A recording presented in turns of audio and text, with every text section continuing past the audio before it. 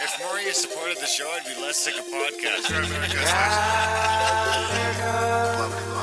Blah-blah-blah. Sending out good vibes. Blah-blah-blah. Good vibes. Blah-blah-blah. Good vibes. Blah-blah-blah. Good vibes. Good vibes. 108 breaths of deep gratitude and prayers for guidance and protection. And put on a didgeridoo and shamanic drumming track.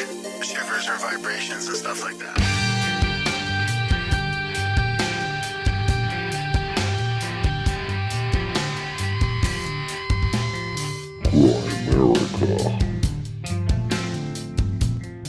Of his past life experiences that he had charted and channeled using a pendulum made out of a button from a string from his sweater.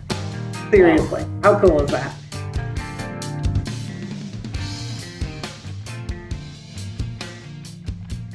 Okay, guys, welcome back to the Grimerica show. We are going to be chatting with Suzanne Worthley a little bit later about like energy healing and dying and all sorts of fun stuff like that. Good timing. Good timing, yeah. Well, everyone's going down from the coronavirus.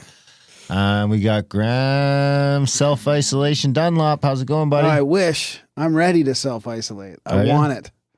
Me and as long as I can be with Maria, there, then we're fine. Yeah, me and you and Maria, then that's all we need right now. Take it easy. And the internet. We got Natasha and the kids once in a while. Yeah, for sure, yeah. An Energy Healer's Book of Dying for caregivers and those in transition. Perfect. What timing. Well, you got to get to Chestermere. I'm hoping I'll get moved to the new place, and then if we have to self-isolate for a while, the Snake Bros and Matheson will run the CAC for us, they already said. And me and you will just hole up and make podcasts like a motherfucker. It's weird. It's a weird. It's a weird month. It's a weird month. We canceled our trip down to Washington State. Yeah, and it's a good thing because I think they closed Washington State. Yeah, and we wouldn't have been able to go down there. Now travel's getting banned. Now we're in that flux of like this weekend. We don't know what's happening with our city and all that kind of stuff. Like Mercury retrograde ends just in time for daylight savings time, the bad one too, where you have to get up an hour fucking earlier all week. Full moon. Yeah. Coronavirus. Yeah. I thought there was one more thing. It was a crazy week. What else was there? There was one more thing. I'm gonna check. If you can check that kind of thing, go for it. All right, you go. Anyways, this was a great chat with Suzanne. It'd be fun to meet up with her one day for a Friday contact the 13th. at the cabin. Oh yeah, there it is. Yeah. I could see her doing a little event or presentation or something like she does for CAG. I mean, most of our guests, it would be great to do that. And it's Pi Day and Randonaut Day. Randonaut Day. Don't forget. If this is just coming out tonight. It's coming out tonight. So hopefully, you guys it was a tough drive to the studio. Shit. The other thing is, it's like feels record cold. It's snowing like crazy last 2 days, -20, -22 on the thermometer. Not even Siri, feels like. What's the coldest day in Calgary on March 14th? There's no way she's gonna get that. It's currently cloudy and -17 degrees in Calgary. Expect partly See, she cloudy didn't skies get starting tonight. Why do you have an Temperatures will be Australian fairly accent consistent, on her? averaging It's about switched -17 automatically when I degrees. Anyways, this is this. So we do some rambling in the intro here. We get listeners involved, do a couple segments. Mostly of the lazy variety. Or you can just fast forward through to Suzanne's show. But this is where we beg for support too sometimes. We do need some support. We need some support. I mean, we might get holed up. We don't know what's going to happen. Talk about the coronavirus a little bit? Or? We might get coronavirus to fuck up. You guys are going to need this podcast. If you guys all end up on lockdown, join the chats. Grimerica.ca/chats. And the other thing is, you're going to want some podcasts to listen to. So you need Graham and I making podcasts. We will do more. We'll do more. If we're in lockdown, we'll do some more. So we could buy some suits. We're already slipping into April. We were planning on by May. We plan on being able to be dumping out a lot more content than we have been. Yeah, accelerating everything. The black budget, the regular feed.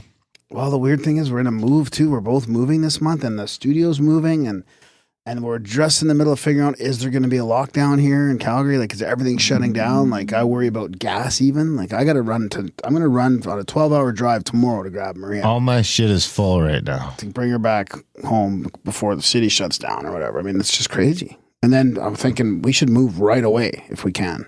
Yeah, I'm going to go meet So we don't my have to landlord wait. What tonight. if it's 2 weeks and then, we're stuck in our old place and the new place? Well, I don't think so here's the thing. In Canada, I don't think they can actually lock us down.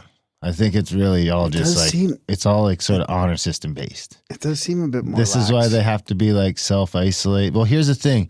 The States has this like crazy homeland security and they've got all these alphabet agencies and these crazy police forces and this insane fucking army.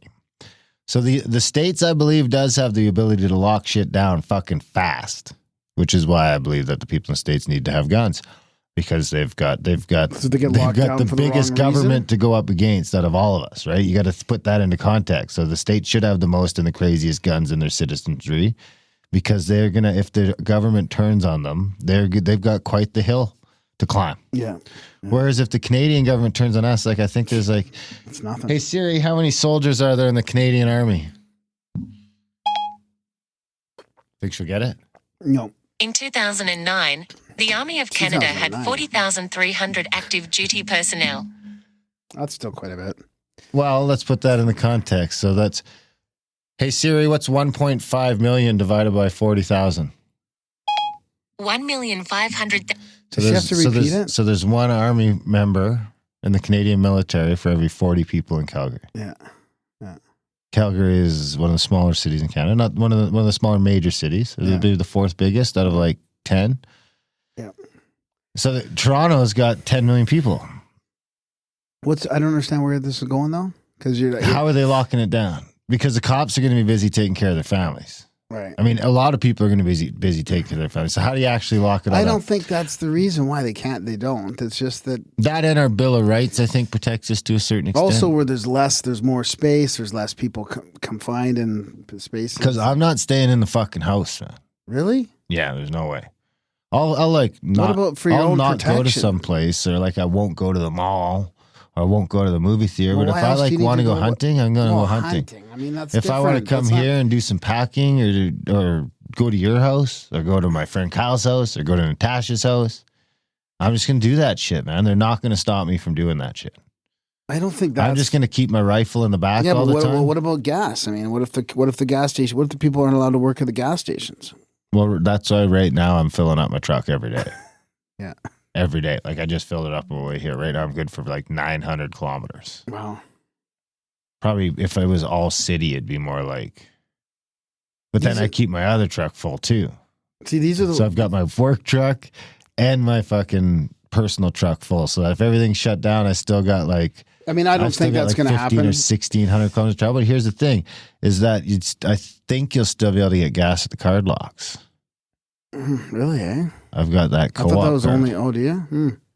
Could come in handy. Do you just need a number? Yeah, I've got the Ooh. SO and the co-op. Just a number? Yeah. Okay, I'll keep that in mind. So if you need gas, you Hit the card lock. yeah, we could pay. But it I mean, back I at don't the think end, that's going to be a problem. Like, I think that I would. like, So there's here's going to be the thing. essential services. I think like they might. the stores and the gas stations and all. They're going to stay up. It's just that they don't want people in They'll figure out a gatherings way of so more than everyone can 250 eat. and But I think they might shut down everything else. not gas. They won't shut down gas. No, they'll just do skeleton crew, and they'll be like only the fucking 3 people are allowed in the building paying for their gas. Do you think it's going to get to that though? I mean, I've been paying attention to the Calgary. Well, here's and the Alberta thing. I don't and know if it's going to get to that or doesn't not. seem But like here's they're the really thing. taking it That like, most to that people level. don't They know. don't even want to close the schools yet in Alberta, which in Vancouver and Toronto, the school systems are shutting down next week, and we're not doing that in Calgary yet. That's Well, I strange. think- and they say that there's not evidence that necessarily stops things. So Well, I think the only reason they're doing that is because of they're just trying to save money. you think? Because once they close the schools, there's just going to be a huge blowback on financial implications and everything else. Now that they've sort of promised to foot the bill for all that stuff. So now, if my kids stop going to school on Monday, they're either A, going to childcare all day, or B, someone staying home from their job all day. So who's going to pay for that? You know, it gets real weird real quick now, especially now that they said they're going to help everyone out. So And the other thing I think is that they're just trying to keep it seem like business as usual as much as possible. Especially, I think For as long as possible, I guess. yeah, because it's going to get crazy here. Like right now, you already can't get through to the health link on the phone. Oh yeah, I wanted to talk to you about that. Yeah, The hospitals are blowing up, and Canada's like this and pinnacle we've of the only world. got like 35 or how many? 23 cases, 35 cases 30 confirmed cases in or something Alberta. like that. But it doesn't matter because the media's done all this crazy shit, had their panic mode going on, and The everyone's media? freaking. In Canada? Yeah. Like So how? now, like, they're getting fucking 10,000 phone calls a day. And this is Alberta or Yeah. Calgary. Calgary. Calgary's getting 10,000 phone calls a day for Yeah. people that want to get tested, or Or that are worried about it. oh yeah, they just can't handle that. There's no way. So when those people start going to the hospital, a hospital that's already fucking maxed, like the healthcare system in fucking Canada It's already maxed. is yeah. maxed Already every at day of the year. Yeah. Just dealing with what we have to deal with. As it is, flu season and shit like that is trouble. And that's now our all of a tax. sudden we're gonna our instill massive this. taxes going into this, and it's still not even efficient or not. Yeah, and we're like held up as this pinnacle of healthcare, especially in the States. And we need to be like Canada. We need to be like Canada. We need to be like Canada. Well, you've heard those. that's why I think they'll shut it down because they don't want our healthcare system is going to start to look like fucking Italy pretty quick.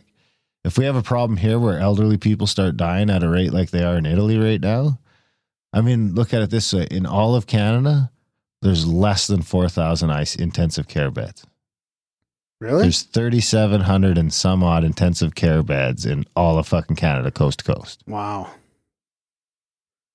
So how are they testing so many people? There's been a lot of people tested. It seems like a very small percentage of people that are tested in Alberta, anyways, are They swab you or something? yeah. They seem to be testing a lot.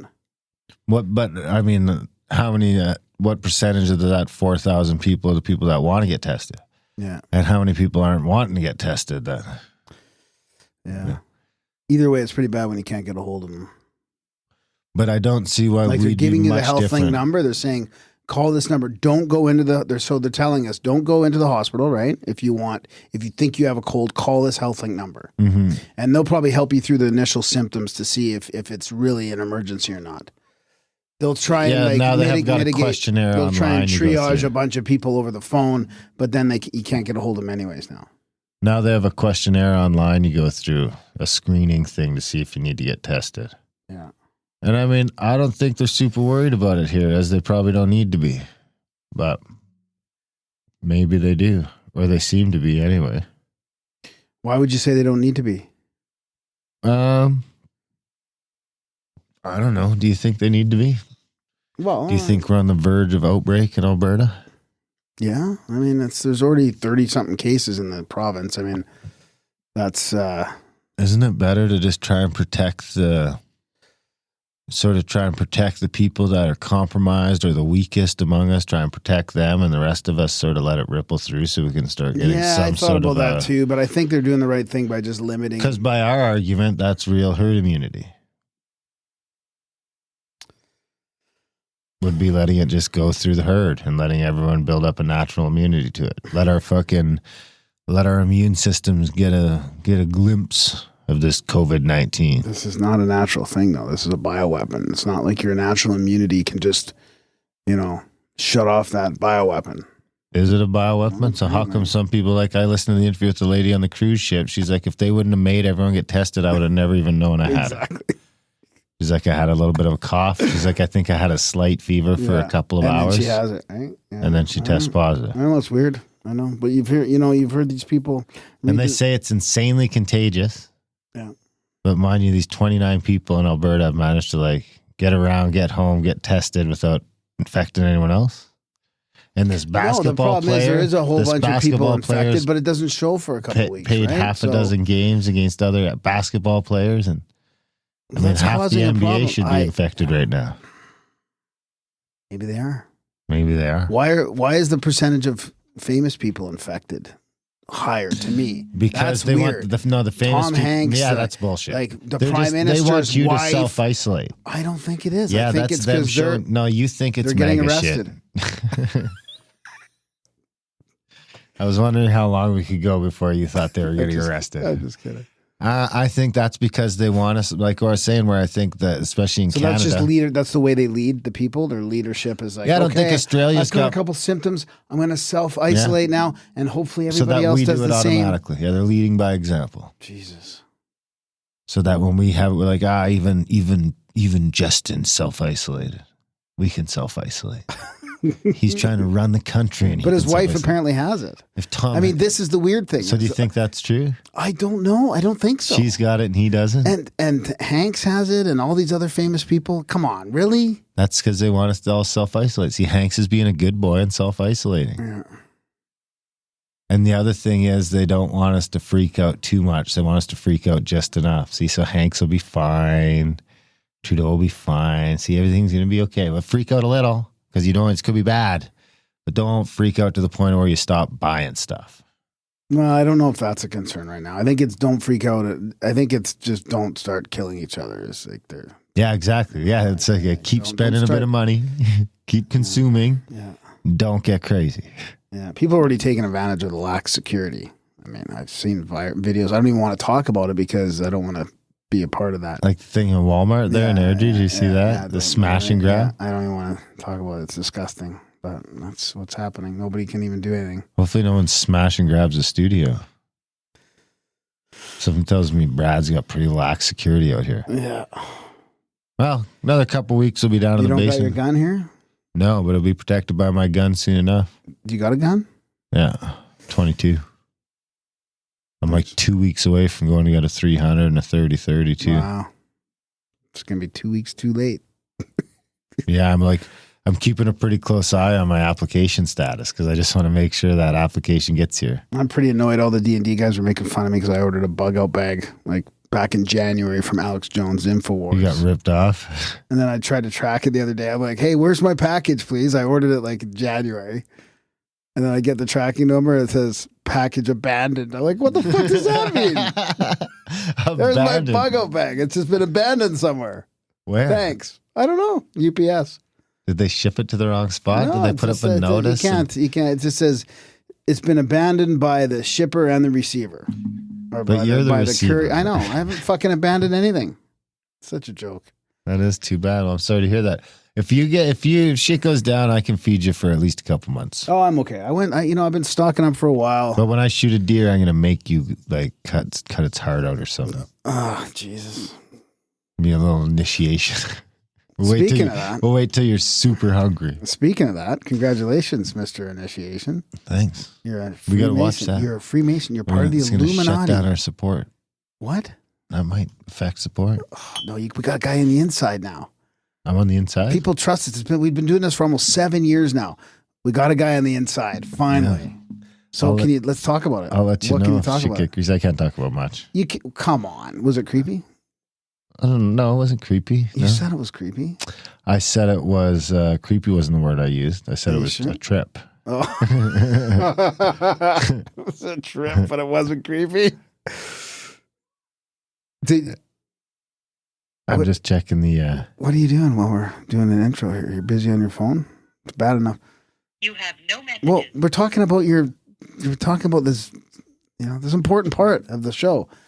There's not. We just had Gary Wayne on. We talked about how Freemasons have been involved in. There's not a lot to talk about. Illuminati running the world for a while, and now I took an oath. I thought they wanted to get more people in there. Get more people in. You can't even talk about. I can get you in, maybe.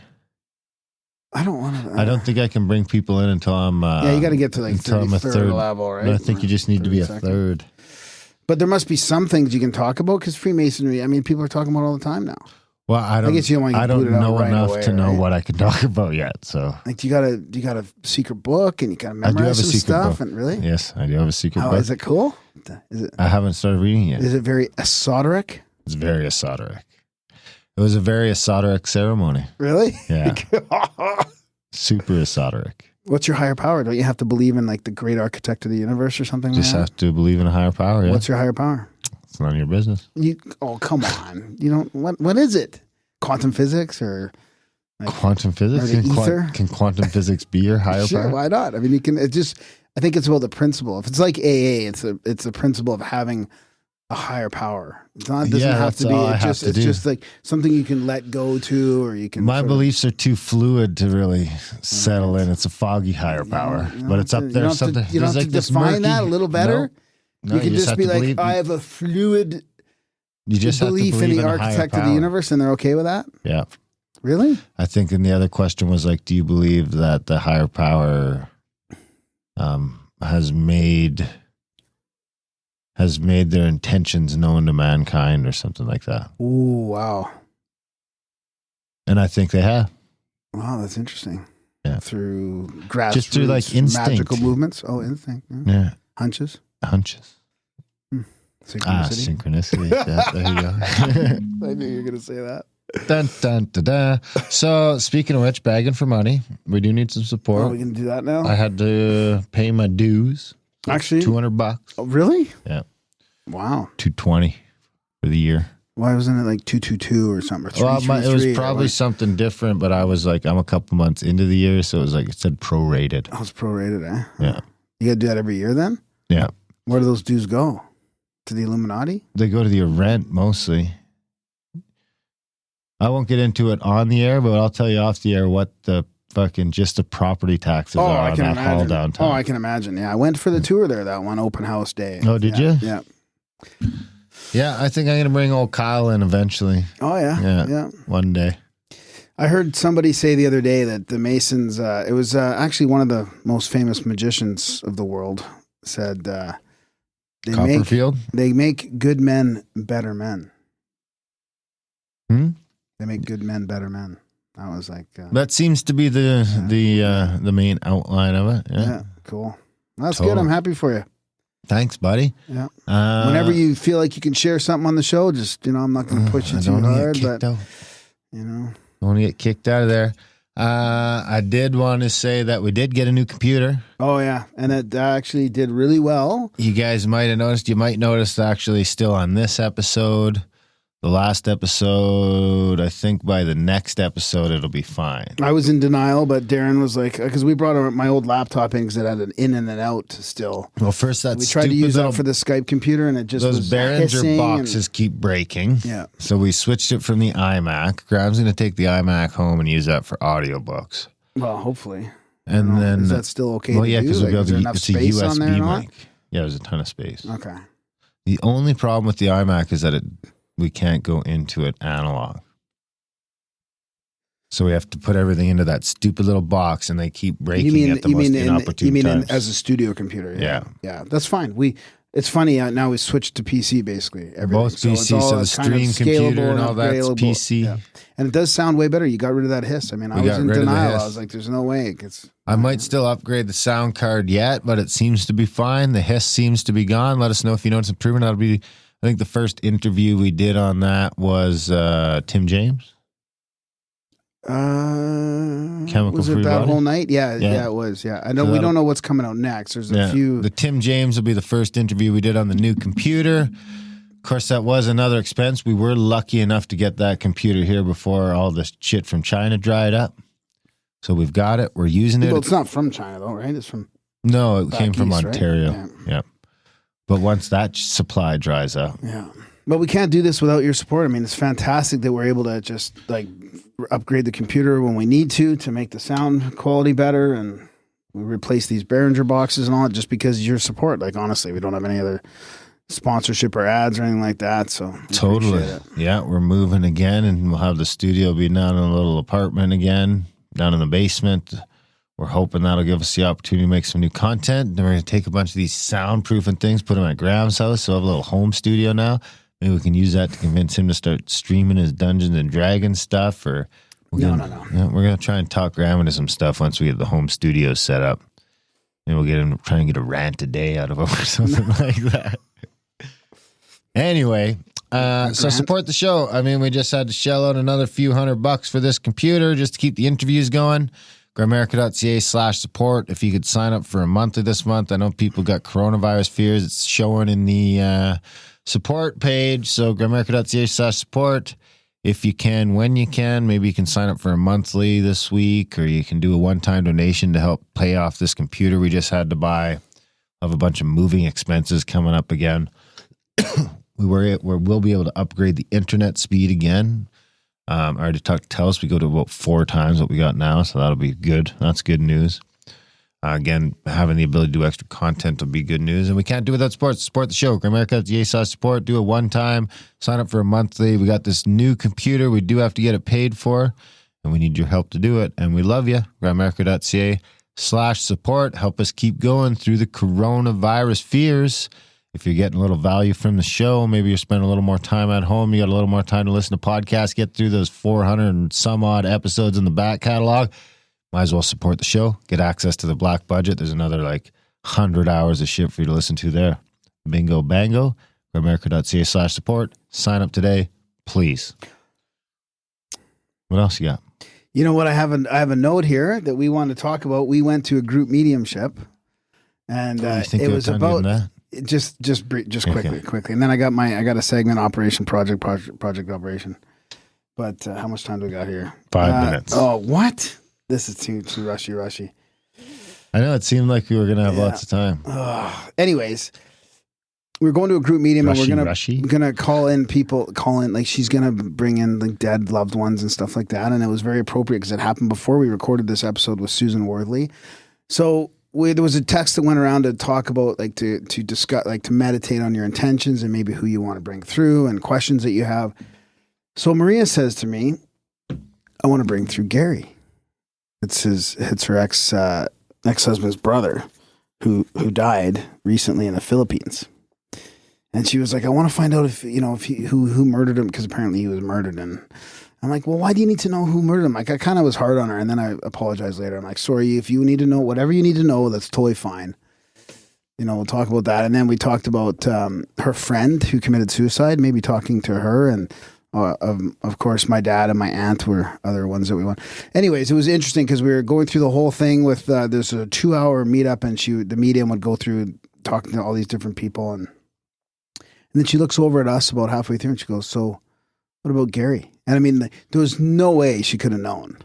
And she mentions Gary's name and looks over at our side of the room, and I'm like, "Yeah, there you go, Maria." Ask the questions, and it was fantastic. I mean, she had questions answered from her friend who committed suicide and Gary. It was really interesting. Some closure. Yeah, closure, definitely. Excellent. And I mean, some of it can be cold reading. I don't think all of it is necessarily.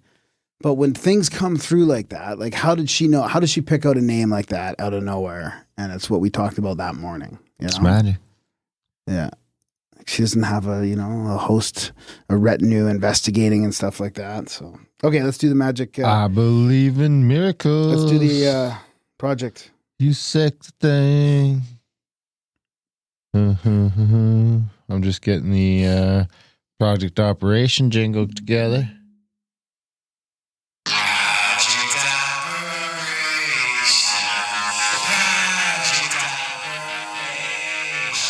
Way too loud. You don't have the jingle board? I don't have project operation on the jingle board. Okay, thanks. You know what this one is? No. Paperclip? No, it's appropriate. It's a new one. I didn't even have it on my list. Been keeping this list of projects and operations for a few years now, and it's time to talk about them. Operation Dark Winter. Ooh. It was code name for a senior level bioterrorist attack simulation conducted from June 22nd to 23rd, 2001. It was designed to carry out a mock version of a covert and widespread smallpox attacks on the United States. Ooh, good timing. This is from the Johns Hopkins Center for Civilian Biodefense Strategies, Center for the Strategic International Studies. Dark Winter was focused on evaluating the inadequacies of a national emergency response during the use of a biological weapon against the American populace. The exercise was solely intended to establish preventative measures and response strategies by increasing governmental and public awareness of the magnitude and potential of such a threat posed by biological weapons. So the simulated scenario involved an initial localized smallpox attack on Oklahoma City, Oklahoma, with additional smallpox attack in Georgia and Pennsylvania. The simulation was then designed to spiral out of control. This would create a contingency in which the National Security Council struggles to determine both the origin of the attack as well as to deal with containing the spreading virus. By not being able to keep pace with the disease's rate of spread, a new catastrophic contingency emerges in which massive civilian casualties would overwhelm America's emergency response capabilities. I can probably... I thought you might do Event 201. Yeah, I was thinking about that too, but that's kind of not, it's kind of an unofficial one, even though the CIA was involved in Event 201. But if anyone's curious, you could look up, there's a great video by Amazing Polly, and also Corbett has a great one on the pandemic, medical martial law. Thank you. Yep. So the summary of findings, I mean, I can get into the, John Hopkins has a paper on it actually about the exercise.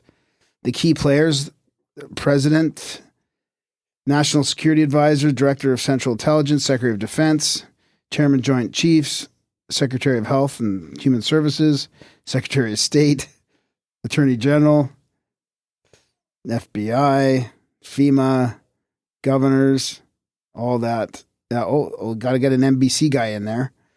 Pentagon producer, CBS, NBC, reporters, and the findings. I'll just skip to the findings part here. An attack on the United States with biological weapons could threaten vital national security interests, massive civilian casualties, breakdown in essential institutions, violation of democratic processes, civil disorder, loss of confidence in government, and reduced U.S.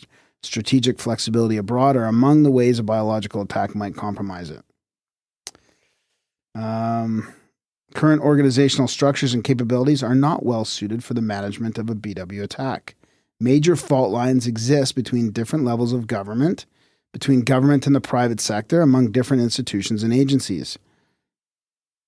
These disconnects could impede situational awareness and compromise the ability to limit loss of life, suffering, and economic damage. There's no surge capability in the U.S. healthcare and public healthcare systems, or in the pharmaceutical and vaccine industries. The institutionally limited surge capacity could result in hospitals being overwhelmed and becoming inoperable. Interesting, eh? Hey, it's funny. I was just talking about that. Dealing with the media will be a major immediate challenge for all levels of government. Information management and communications. Example, dealing with the press effectively, communication with citizens, maintaining the information flows necessary for command and control at all institutional levels will be a critical element in crisis consequent management. And then number 5, should a contagious bioweapon pathogen be used, containing the spread of disease will present significant ethical, political, cultural, operational, and legal challenges. Seems pretty basic, really. There's some examples in the past here where vaccination seized in this country in 1972 and vaccination immunity acquired at that time was undoubtedly waned. They talk about aerosol releases of smallpox virus disseminated. There you have it. In 1947, in response to a single case of smallpox. Smallpox. 6.3 million people were immunized, 500,000 in one day, including Truman. Oof. So what do you think? Are they going to come up with a vaccine for this thing? Probably. You going to do it? No. And how do you say no? I mean, I'm not going to do it. Maybe it'll be mandatory. I know. What do you do if they could just take you away? Like in the U.S., this is what Colbert's video talk about. And I mean, maybe it's in response to this thing that was in 2001. Well, if my options are getting taken away to the gulag, then I'll probably just take it. They added some stuff in there in the government about being able to just take you away if you don't comply. If you don't get vaccinated, you're out. Disneyland?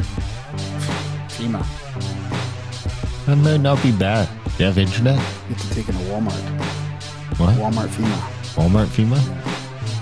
So that's the key, right? If we can keep, I mean, we can do this. We can isolate for a while till this thing calms down, as long as we have electricity, water, and internet. And everything we thought. That Imagine shit shuts up. if some of that goes down, then People would freak the fuck out. If the internet goes down, especially electricity, holy fuck. Totally. Hopefully it warms up here quick. not looking good for the next couple weeks anyway. It's minus 33. Feels like minus 33. I see you've jumping on the minus 33 bandwagon. For most of your mean it fucking feels nipples, like? it No. feels like minus 33. Your nipples feel like minus 33. Jesus. Is that out of line? Did I make you embarrassed? Whatever. Is that like sexual? I don't give a shit. Sexual abuse. You feel sexually exploited? I feel abused. Anyway, enjoy the He just chat laughed. with the one and only Suzanne Worthley.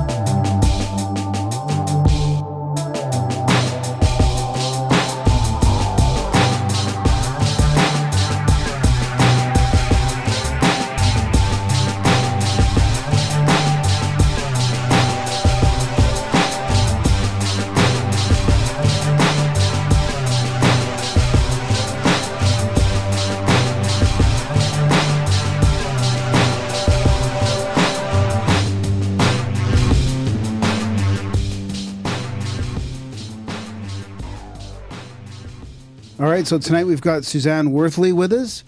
She's written an awesome book, An Energy Healer's Book of Dying for Caregivers and Those in Transition. And she's been an energy healing practitioner and intuitive who's focused on death and dying for like 20 years. So welcome to the show. Thank you. Yeah. Glad to be here. It's weird because I didn't even realize it, but it fits in well. Darren and I were at a group mediumship on the weekend, and we had some old lost loved ones come through. So Visitors, yeah. So it's very interesting to have and That's then be super talking cool. to you about it. Good for you. Yeah.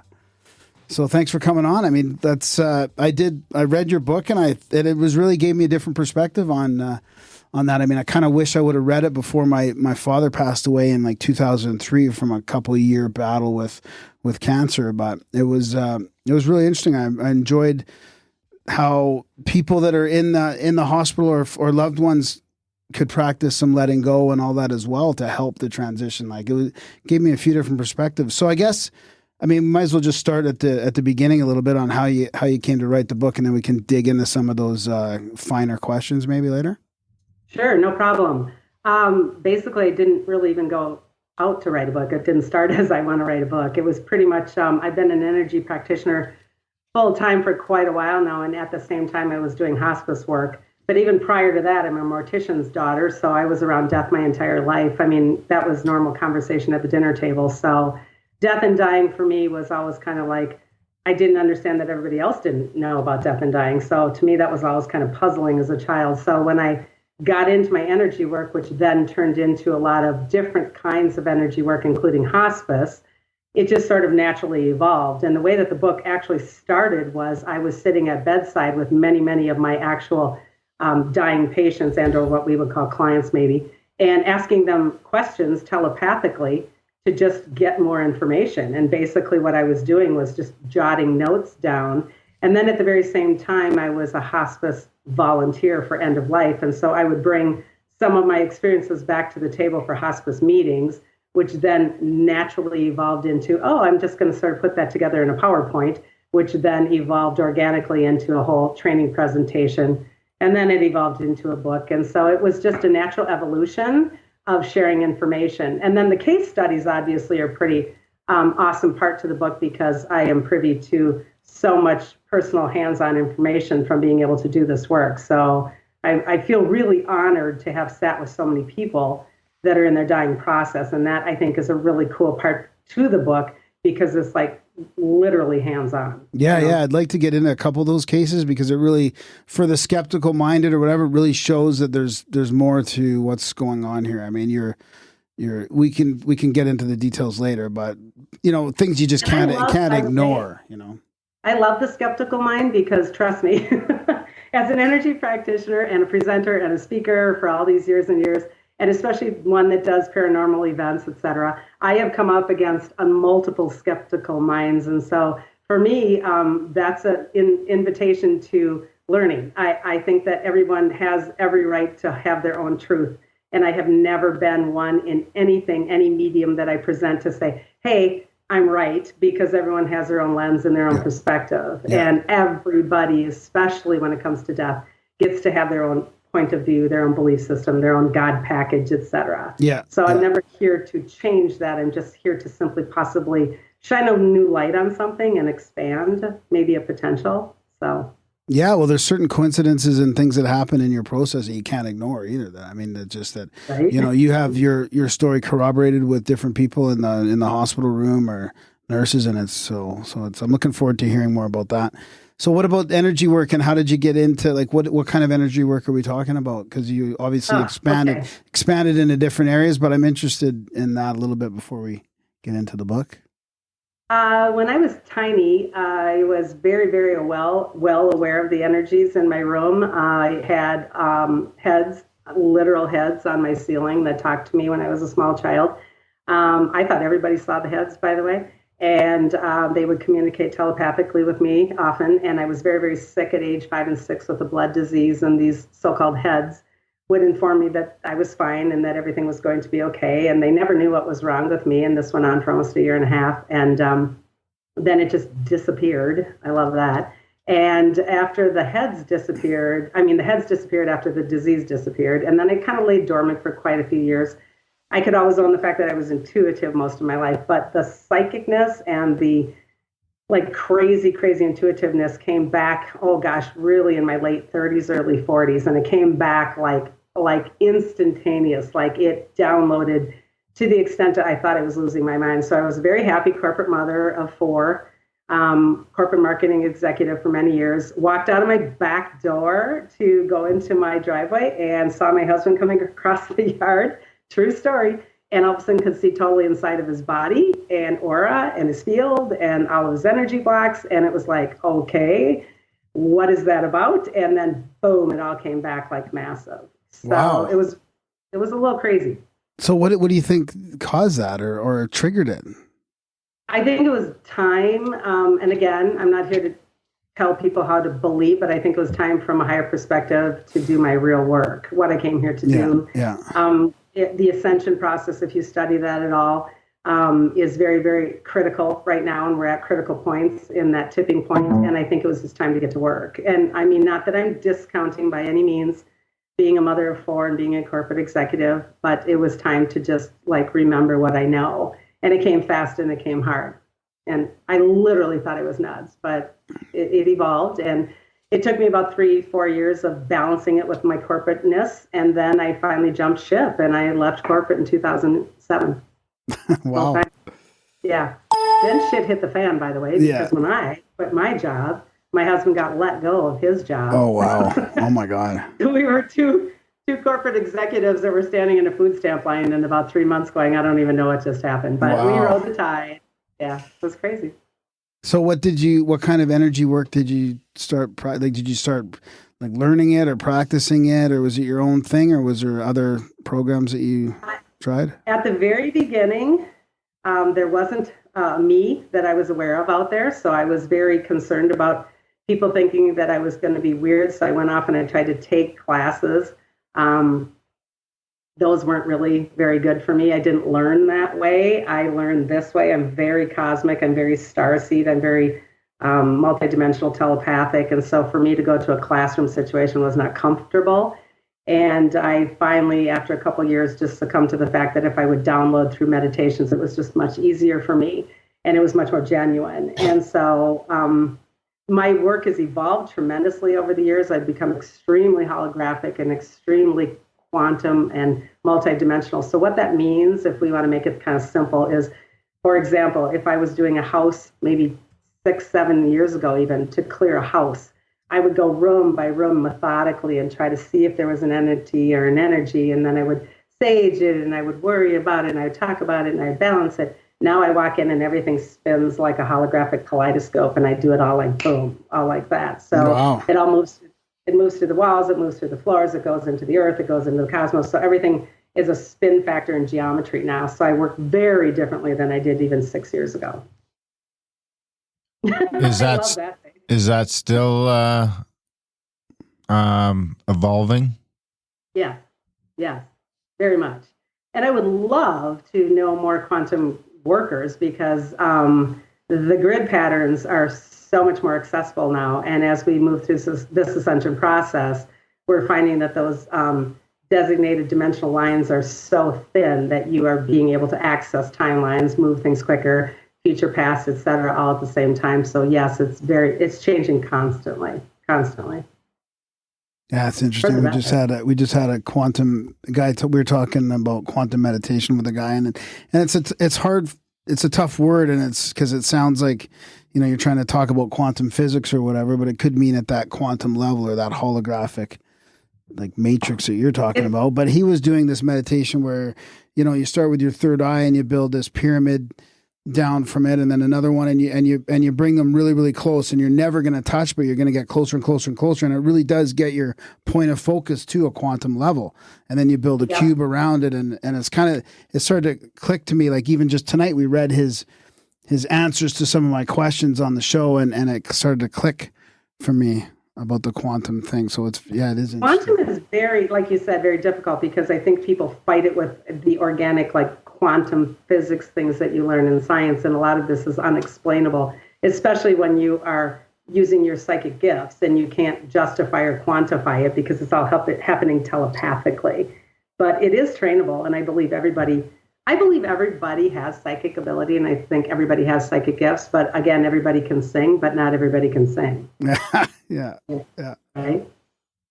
I can't sing very good. But I belt it out. I mean, you're psychic.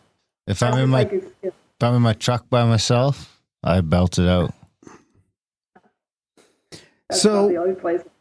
I bet you if I ever like recorded it though, like I bet you it'd just be so terrible. Maybe not. I wonder. So then record it. I told you to say that. You put all these hours Psychic into skills are recording it. trainable though, Darren. So you might want to like give that a shot. I don't know where you're at with all of that, but they are trainable, and that's why I do some of the events and the tours and the training that I do, because I really believe that every human being has the capacity to open up that skill set. And that, again, is part of the reason why I wrote the book, in terms of we all have the capacity to see these things and experience these things. We're usually just too busy, or we're too scared, or we're too sad, or we don't believe it, or whatever. And so we don't allow ourselves to move forward with that. Yeah, right? I agree. Especially with stuff like that, especially with singing and dancing. Yeah, it's a tough one. When I was drinking, sure. But now it's like, but I mean, and then on the other hand, we'll do 400 podcasts just saying whatever the fuck pops into your head. And that doesn't seem to be a problem. Right. Yeah, it's weird. But I don't know. It took a while to get used to hearing myself talk. I don't know now. I'm going to have to get used to hearing myself sing. It's probably all out of key and shit. I mean, well, I'll try it. I'll try doing some singing. Yeah, I've been telling them to get it set up so we can do like a little. The thing is, these days, here. it's like a couple of clicks and it's going to be on the internet. And then No, we don't have to do that. Why don't you maybe do like a little singing on the intro for the show, and a little break singing, and then it just like evolves into that YouTube phenomenon. No way. Oh, I can't handle that. No way, okay? That's for us only. Yeah. Singing is for us only. maybe the odd karaoke night or something like that. You show up and steal the show. I can't even do that. No? I don't want to be up there in front of people singing. No. Oh, So Suzanne then you should do But it. then that Japanese guy goes up after you, and then they're just loving it, having a good time, and it doesn't sound anything like the. Yeah, they're Not just. at all. Whatever. It doesn't They're just matter. having I a know blast. it doesn't. I know. Just What happened to you? What you resist persists. yeah. Yeah, let's do it. We'll go down to Ducky's Karaoke Bar. I used to love that place when I was drinking. Go for Bright Eyes. It always takes the crowd down. Bright Eyes? Oh my God, that's the one I downloaded recently to sing. I'm serious. We were singing it online for D&D that came up the other night, and I downloaded it and I was belting it out on the way. Well, how weird is that? Yeah. That was like There you a go. specific one that I downloaded to just. Do you have belt like a out. karaoke club in your D&D? No. It's just my own little. You guys private, singing like- D&D? No. Oh. It's just my own little private thing. Like sometimes a theme would come up and we'd sing it, but that's All kind of a together? bit of a crazy synchronicity. You guys all yeah. sing together? He's got like a quartet. Oh, there's some No. crazy synchronicities popping off today. I know. There's a lot of synchronicities. It's mind blowing. Brain So word. I'll sing that on the way home. Will you? Will you Yeah. record it? No, I can't. You know, I seen today at London Drugs, they have a mic that plugs right into your iPhone. You just hang it from your mirror. Away you go. Mm-hmm. You could be the next YouTube phenomenon. Over 50 How do you and think still that singing. car karaoke started? Yeah. I mean, that's car karaoke. I mean, come on. Yeah. You guys can do this. You can be podcast karaoke. Okay. We'll think about it. I just had a couple business ideas. Yeah. Right? Okay. Let's Delightful. get get off this sidetrack here. Well, before while I we're start talking about- sweating too much, I'm going to start. As long as we're talking about crazy synchronicities, where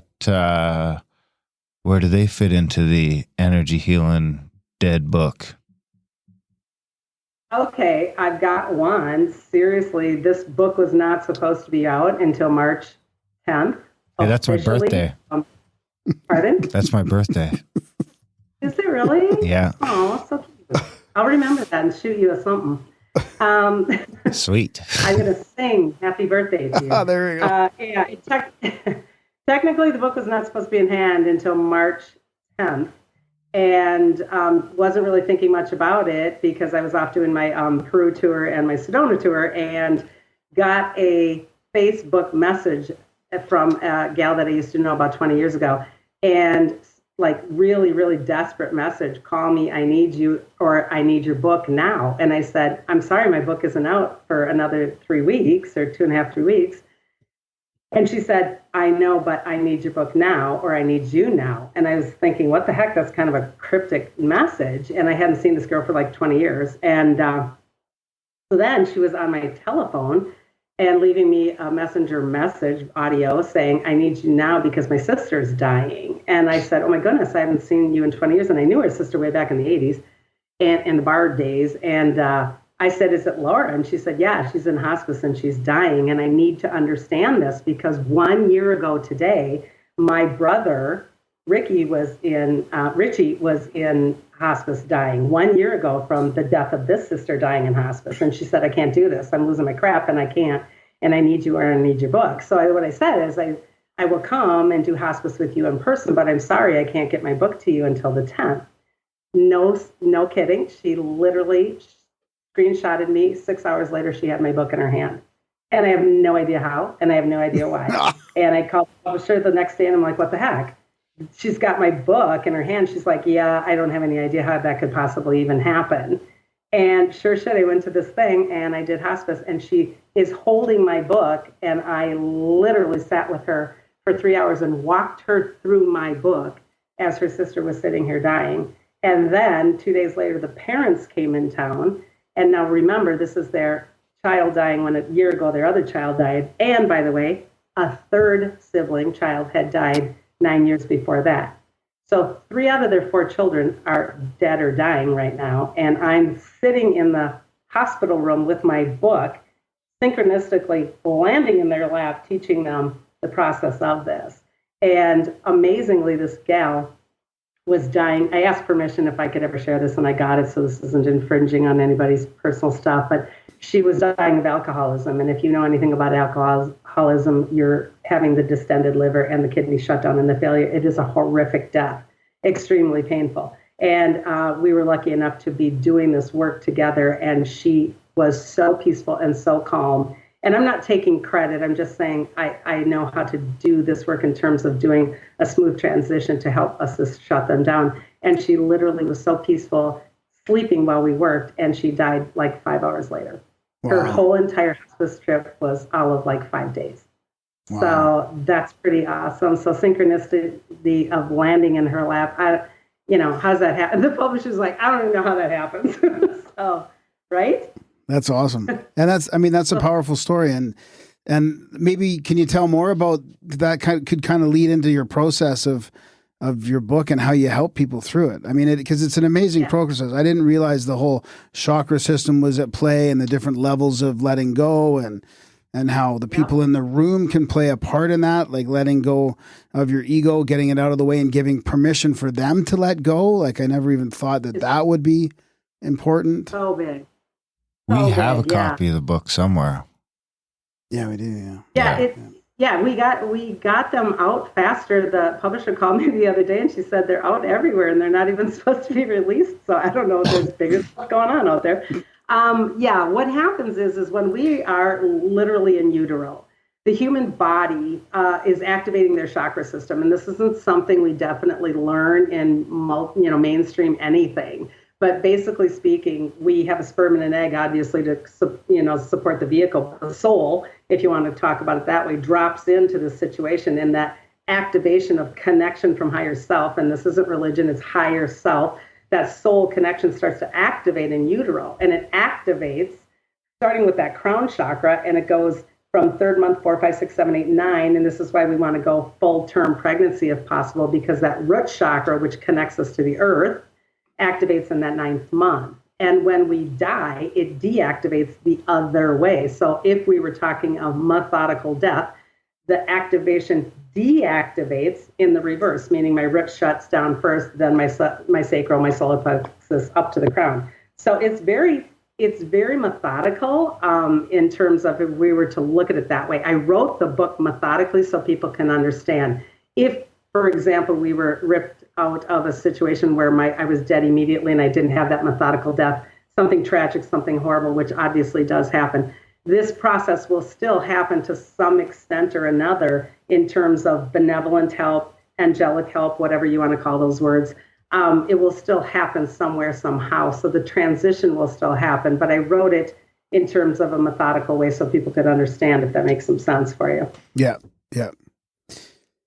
So maybe get into a little bit deeper of what people in the room can do, or people. Yeah. No, I don't mean in the room, because I'm picturing just your typical, somebody's sick and they're dying and they're in the hospice or whatever. So if there's loved ones coming and going and all that, is there stuff that they can do that will help? Well, there's a really couple great things, and thanks for bringing that up, Graham, because it's really important, because there's so much guilt associated with death. Oh my God, I didn't get there. I can't get there. I can't get on the airplane. I didn't get there in time. I left the room to go to the bathroom.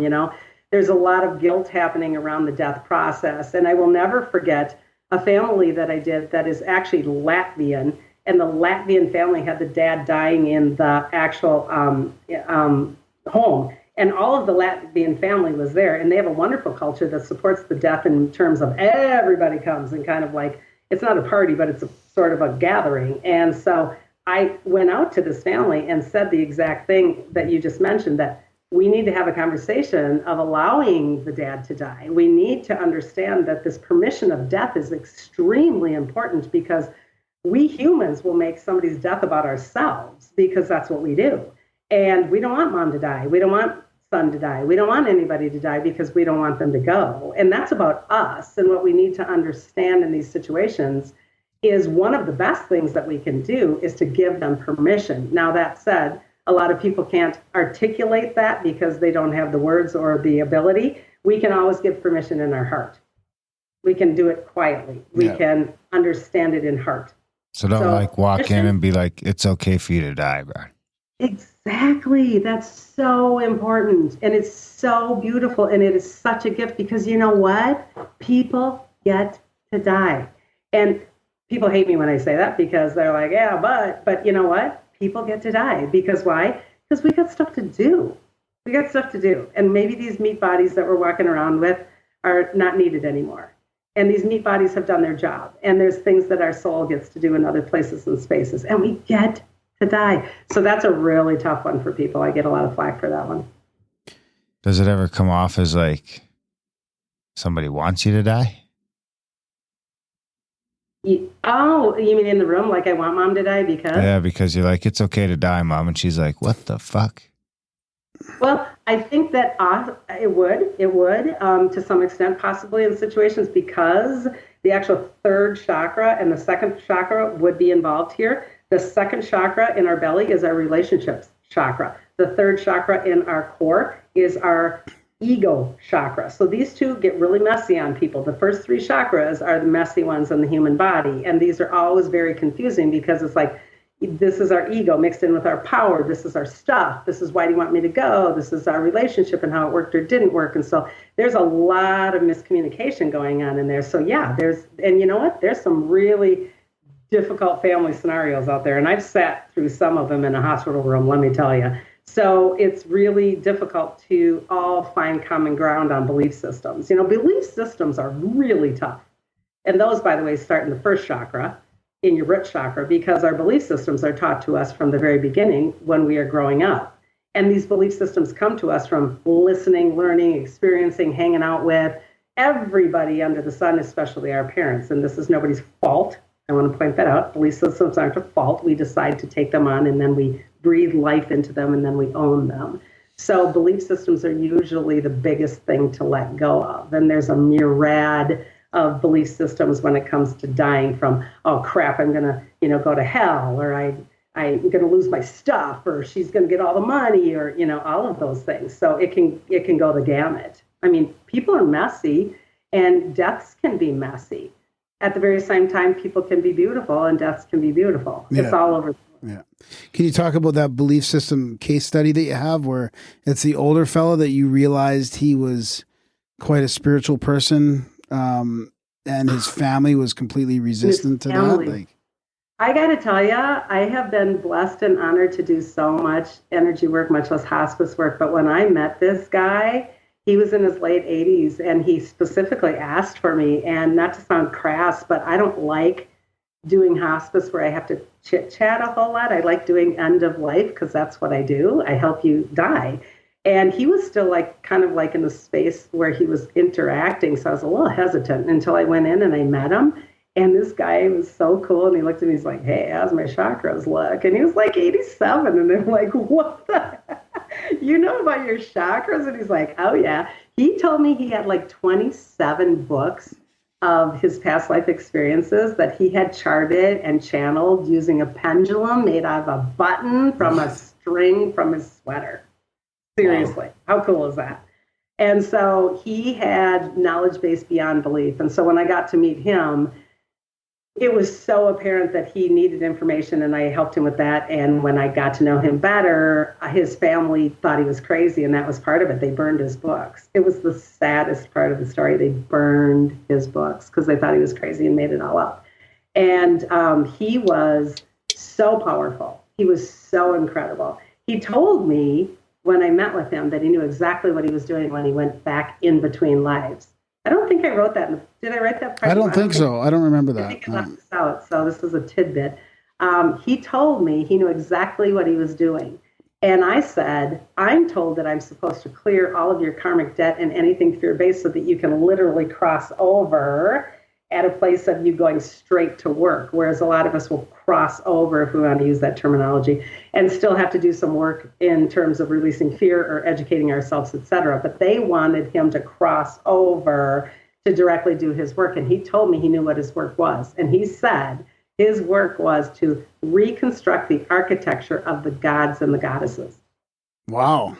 Isn't that cool? Yeah, that sounds pretty heavy. And don't tell me that's probably not going on. How much has the Avengers and all that junk supported our understanding of all those multidimensional gods and goddesses? I mean, this stuff is all weaved together. This stuff doesn't talk about synchronicity. I mean, really? Don't tell me that Marvel doesn't come out with all that stuff to make us go, oh my God, that's so cool. But the reality is when we go, oh my God, that's so cool, we activate that stuff. So he's been busy.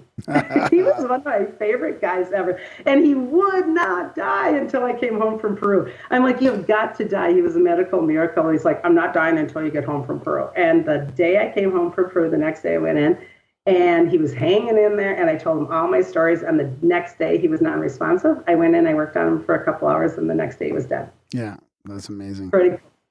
So speaking of miracles, I don't think you covered this in your book, but a question came up for me on, do you think people get stuck not dying, waiting for a miracle or a faint hope of healing, that kind of thing? Is there, I mean, I could see, that would probably where I'd get stuck. I'd be just waiting for some sort of miracle or something, not wanting to die because of that slim chance it's, you may still get better. Like, well, my dad was in palliative care, and we brought him to this Korean healer. I think we had taken him there after we took him there the first time. We took him there multiple times, but this Korean healer was meditating for like 12 hours a day, and he's in this log sort of cabin in the woods, and we took him there, and he had healed my sister's friend's back injury, like a really serious back injury.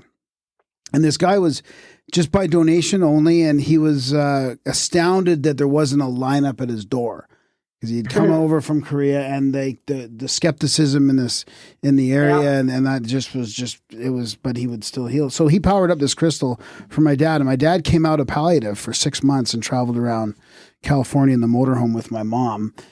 So there was always that sort of sense of, could we heal, or maybe we didn't, but I didn't know enough back then to even try. Like, I mean, we tried some different things and all that, but I could see that being, and then when my dad came back, like, how long do you hang on if you've experienced some level of healing? You're out of palliative, which was amazing, for 6 months. Is this it? Is it gonna, but eventually it just the cancer got to him again, and he passed away. And I think it was a fairly peaceful transition. It should have been if he had done that much work. Yeah.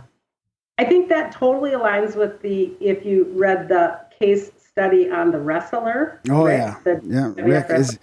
I was trying to think of like which guy he was. I probably know this Rick. Like, is it Rick Flair? Was it Rick Flair? No, it wasn't Rick Flair. I've got permission from his family too, so I'm just going to say it here. He was the wild Alaskan. Okay. Rick. And Rick actually was phenomenal in terms of understanding. There's a difference between what my ego self and what we would call lower self, and that doesn't designate value. When I say lower self, that just means my meat body self. So my meat body self, my lower self, needs to be in alignment with what we would call my higher self or my soul self. And when that alignment happens, then we know I'm going to die because I'm supposed to die and I get to die. But this egoic meat body always thinks that I need to stay here. So Rick is probably the perfect case study in that book to understand our egos can understand through the death process that it is time to go, and that actually the miracle healing is me dying. And that's where I got my ass kicked as a healer.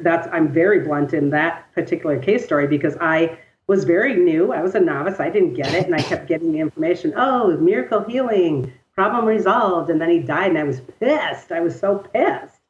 And that's when my husband, it's in the book, the husband said, what makes you think that your version of healing is the same as his higher self? And that was like, universe slap.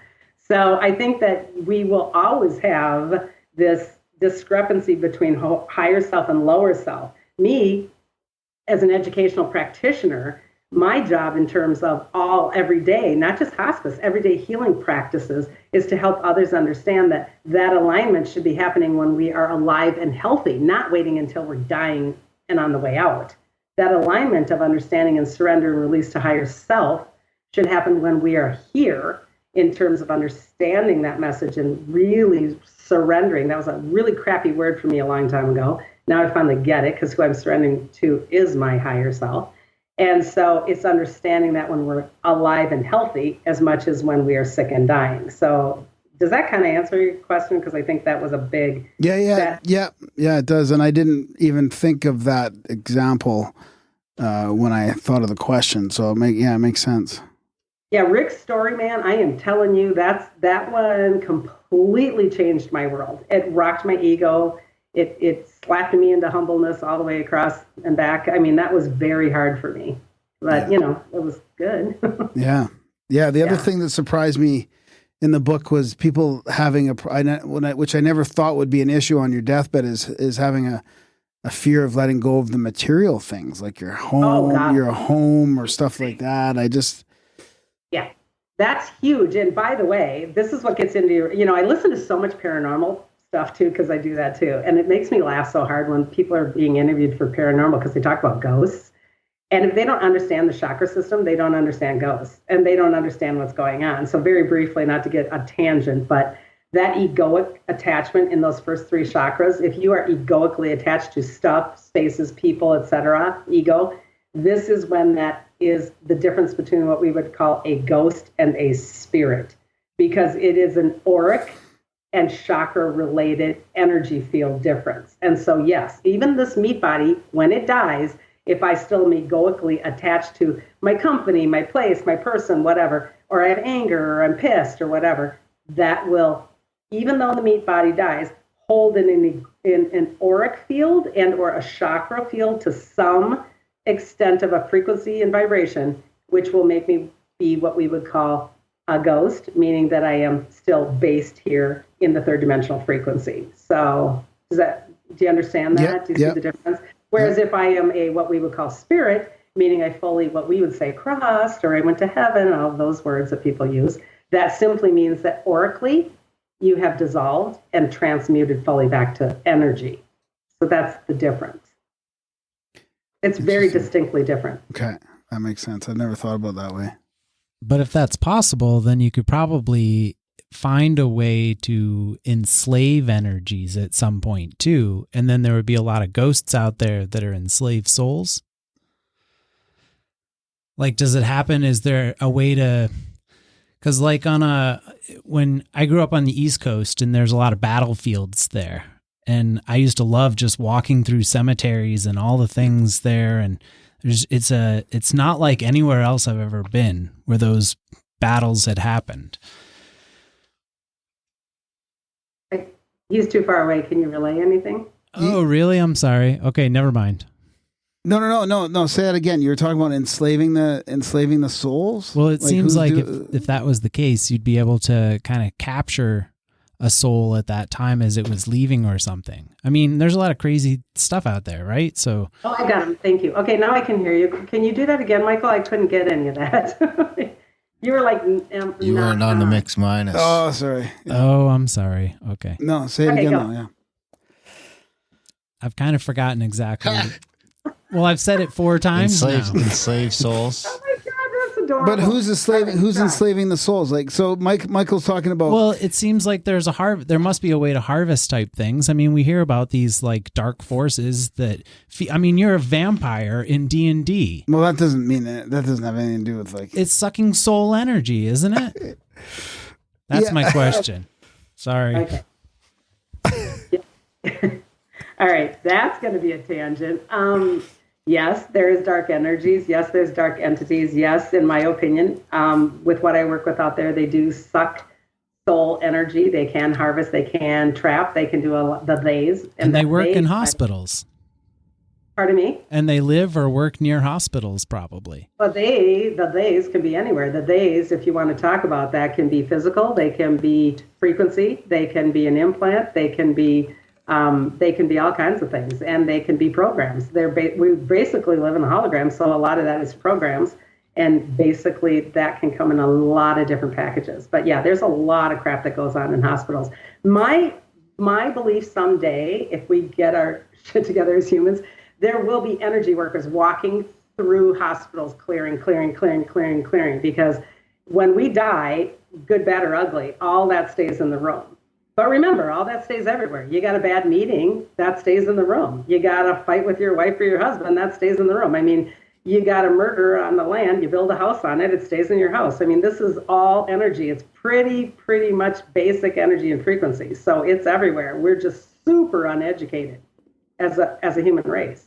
I mean, we do the stupidest things. Paranormal again. I mean, I have gone to places like Deadwood, for example. Holy bananas. And the energy signatures that are there, and then we plunk something on it. And we're talking all the way back from the early 1800s, and we're walking through it today in 2020. I mean, this is real stuff. And so we're very, very naive. And we can pick that up 24/7. Because why? Because we empath. And we literally take that into our own field, and this is when we get sick and oftentimes die.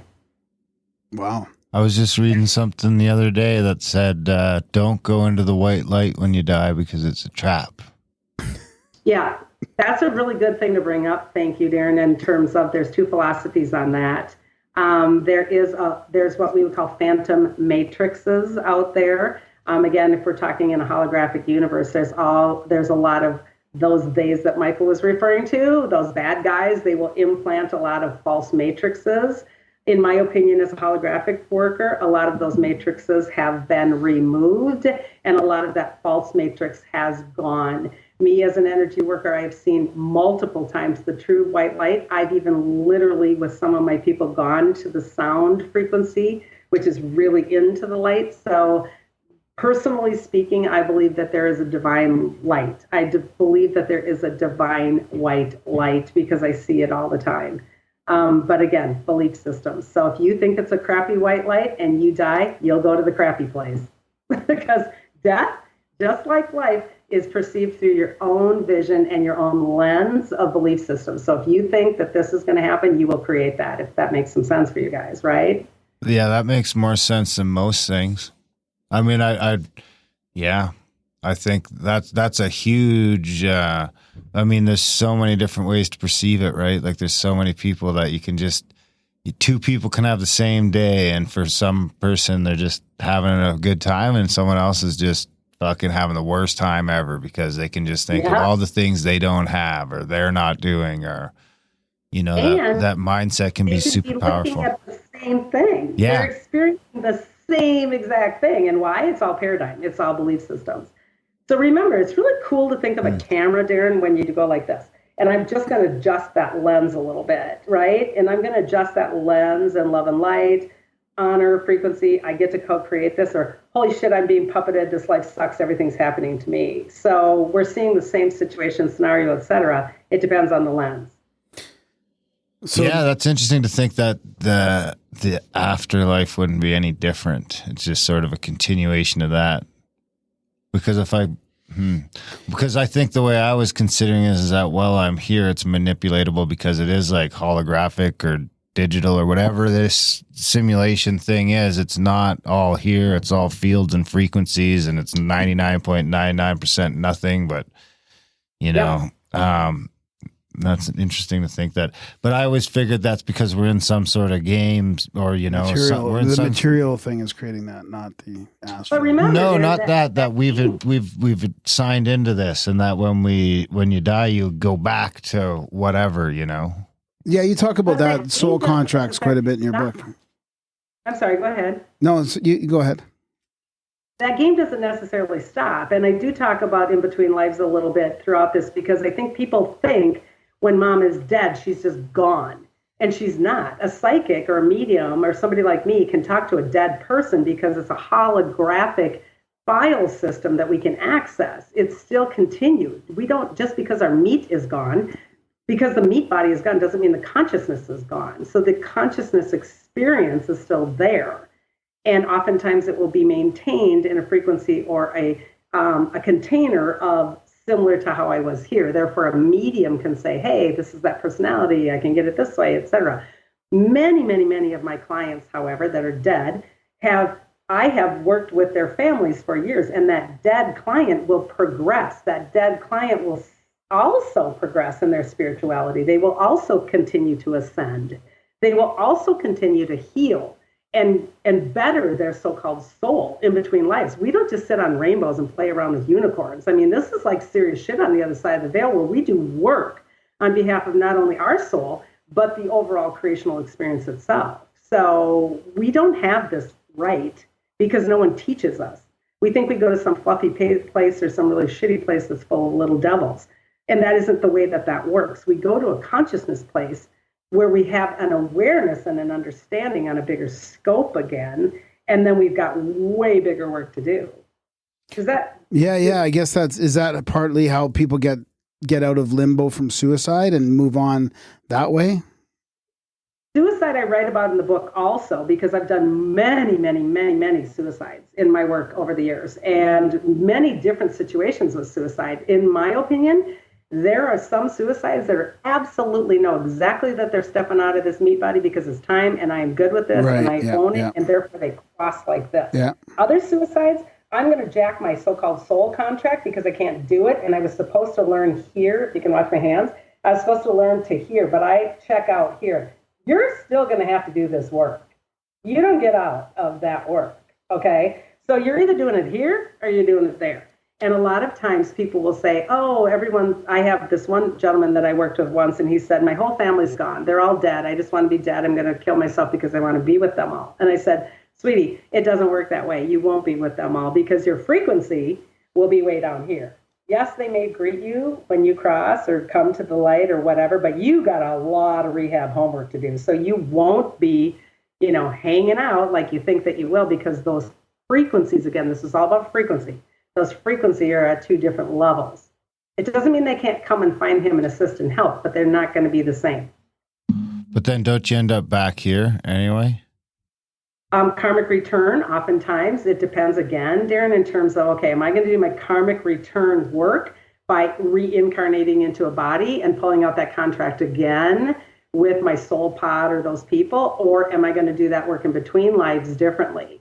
And a really cool thing that I, as a practitioner, have been doing a lot of is actually clearing soul contracts and karma while we are here on earth on behalf of self and others. Yeah. So what that means, for example, is if I have the family I talked to that got the book, let's go back to that for a second.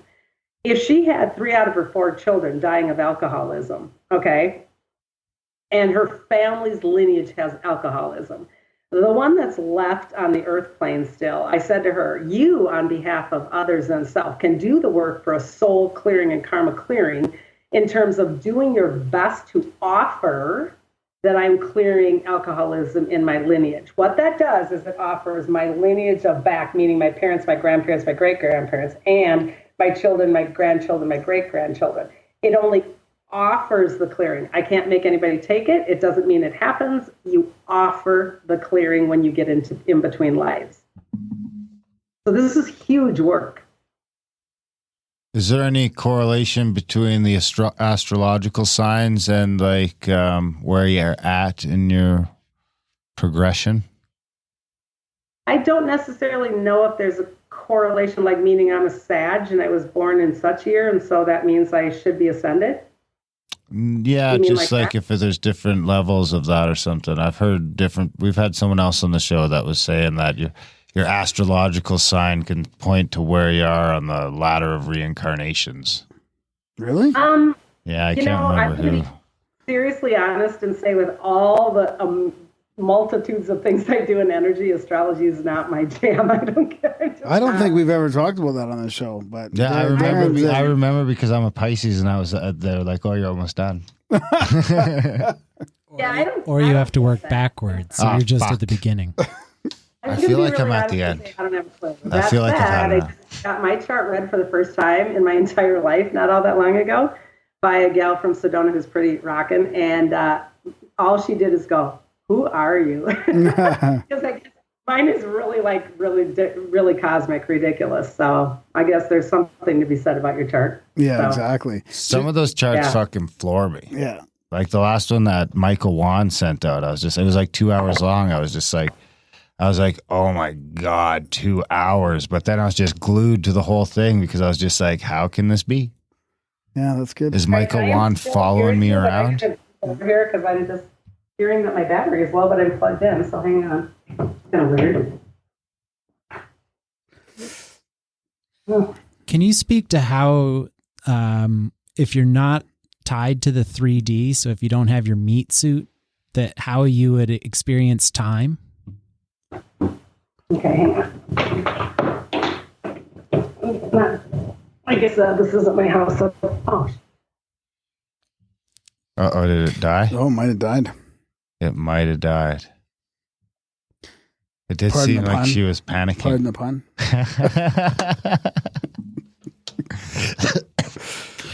I think we should help back. that. Was it that died or laptop? We should help that battery in transition.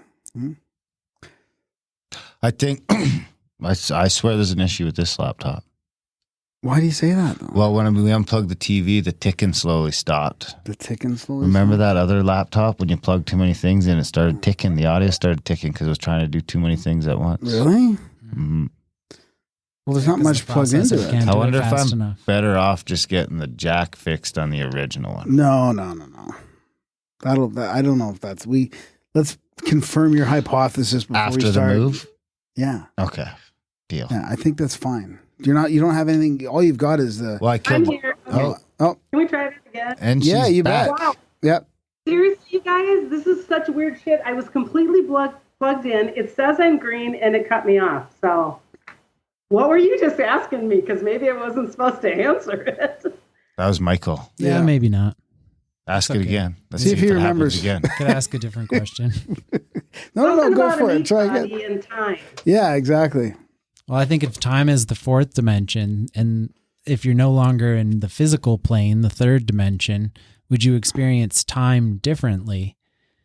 I mean, I guess think that you experience time differently in so many different realms because, like, I'm a timeline worker too. And I think that even when you are a meat body walking around in 3D, you're walking around having a different timescape anyway. Like, a lot of times I'll just squash time or collapse time.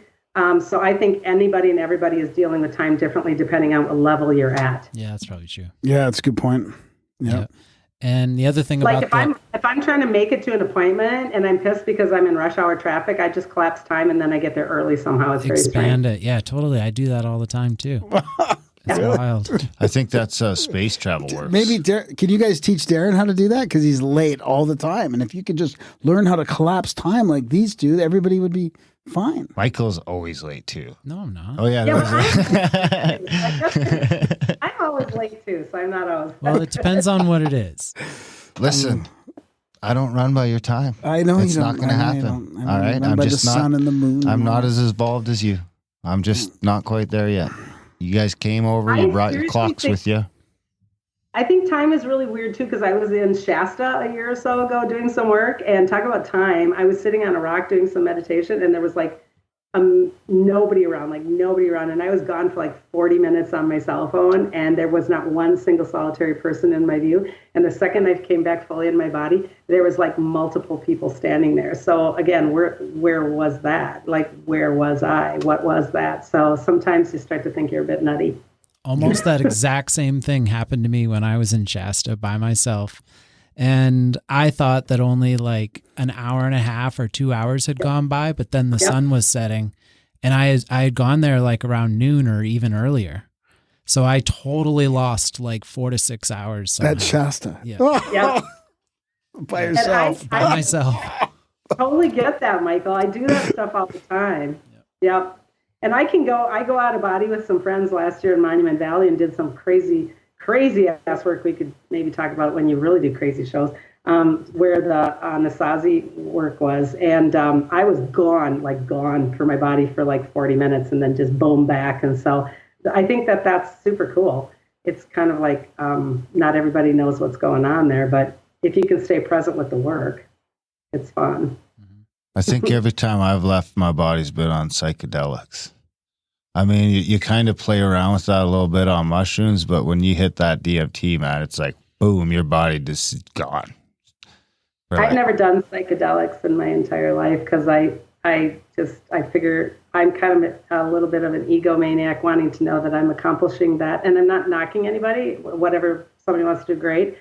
Me specifically, I want to know that I'm attaining that exact same thing without having to know if I did it or not. Mm-hmm. And when we were in Peru, we were at an ayahuasca ranch, and there was all these photographs all over not photographs, paintings of people's experiences. And I'm standing there with my sister, and I'm like, I've seen that, I've done that, I've seen that. It looked like this. And the girl behind the counter goes, Jesus Christ, woman, how much ayahuasca have you done? And I go, none, I am ayahuasca. I said, it just happens in my head. So and again, I'm not knocking anybody for a psychedelic. I just want to know, I just want to own it. If I can do that, I want to own that. So. Well, DMT is probably naturally produced in your brain. So, I mean, you could just be harnessing the release of that maybe better than some of us can. Yeah. Yeah, exactly. And again, I don't think that doesn't make anybody special, and it doesn't make anybody not special. For me as a practitioner, I want to fully know that I'm being able to pull that out of my higher self. I think it's like an athlete in any other way. People are like, hey, Suzanne, how do you get to do all that and see all that when people are dying and your work and blah, blah, blah. It's because I work at it. I train like anybody else does their training. I train a lot. Yeah. And I'm using performance enhancing drugs. I see where you're going with this. Yeah. I'm doping. And again, no judgment. I mean, if that's what you want to do, have at it. I think I would die if I was on a mushroom. I don't know. I would, no. Oh, you would just be smiling and giggling. Yeah, it's not really that much of a big deal, actually. Mushrooms. No. I wouldn't do any of the chemical ones if I were you, but mushrooms are natural. They're just everything everywhere, you know. It's the largest thing on the planet. So, but I already see the mushroom talking to me, and I already see it before I even stick something in my mouth. I mean, totally. That's probably true too. Yeah. It tastes terrible. Yeah. There you go. But I mean, once you just get high from the toxic overdose, basically. So I think I like to just get high from trying shit and just seeing if I can do it. I mean, that's my natural high. I was in Peru just like not even 3 weeks ago, and I went into the jungle. And all of a sudden, I just went out of body and totally went into the ayahuasca anaconda snake medicine. And it was crazy cool. Yeah, cool. And you don't have to take anything to do that if you can just train yourself to go there. And I think that that's super cool. Yep. But again, you know, a lot of people like ayahuasca and it's very healing for them. And that's fine too. Yeah. Right? So back to your practice and the book. And you mentioned past lives a little bit in there, touching back to that. There was a case study where you so I guess I want to know how past lives can play in that letting go process, and then also that case study where you saw somebody's past life and it was corroborated by somebody else in the room. Yeah. I am not what I would designate a past life practitioner. That said, I do tons of past life work with my clients because it just naturally will go there if it needs to. So I've been made privy to lots and lots of, I see them as movies in my head or videos, fast clip videos, old fashioned, you know, black and whites kind of clip. Or I will go right into them. So I see them in many different ways, and lots of people can do huge amounts of healings with past lives. And I think that depending on your practitioner, that can be awesome, and it can be really beautiful experiences. At the very same time, I have worked on many people who have not gone to a good practitioner and have reactivated a past life scenario, meaning I've brought in everything. So when I teach past life, I teach it like a read-only PDF. Like, do not bring in anything but the information. Huh. Do you understand? Yeah. Because I don't think we've ever talked about that, the opposite happening or that risk. Yeah. Yeah, that's a good point for sure. Yeah. Oh my God. I mean, let's pretend you were the cowboy and you had the hatchet in your back, and then you get done with that scenario, and all of a sudden you have horrible pain in your back for the next 5 days and you don't understand why. And you come see somebody like me and says, hey, you have an etheric energy-based hatchet in your back. What did you just do? You know, I mean, this is really serious stuff because people are ignorant in terms of their practitioners and their practices. So if you're doing past life regression, please get a good practitioner or do a read-only PDF file kind of a situation in your head. We do not necessarily clear those past lives. So sometimes in the death process, when those veils are thinner in that case study situation, he will all of a sudden go, holy crap, I'm going back to that place in between lives where it was what we would consider hell.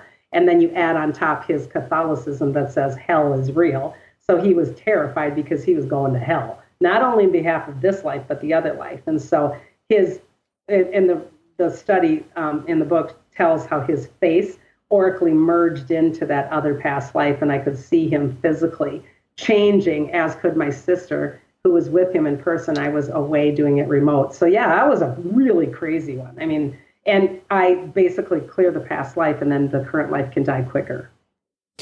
And your sister mentioned his appearance before you told her what you saw, right?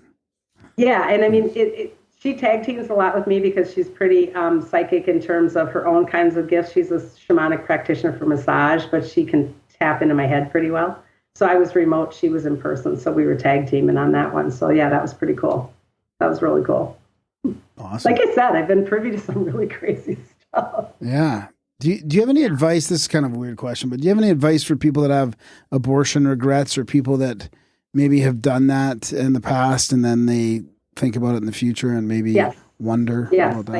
I do. Because I think, again, we have made things like, and this is not, again, to tell anyone how to believe.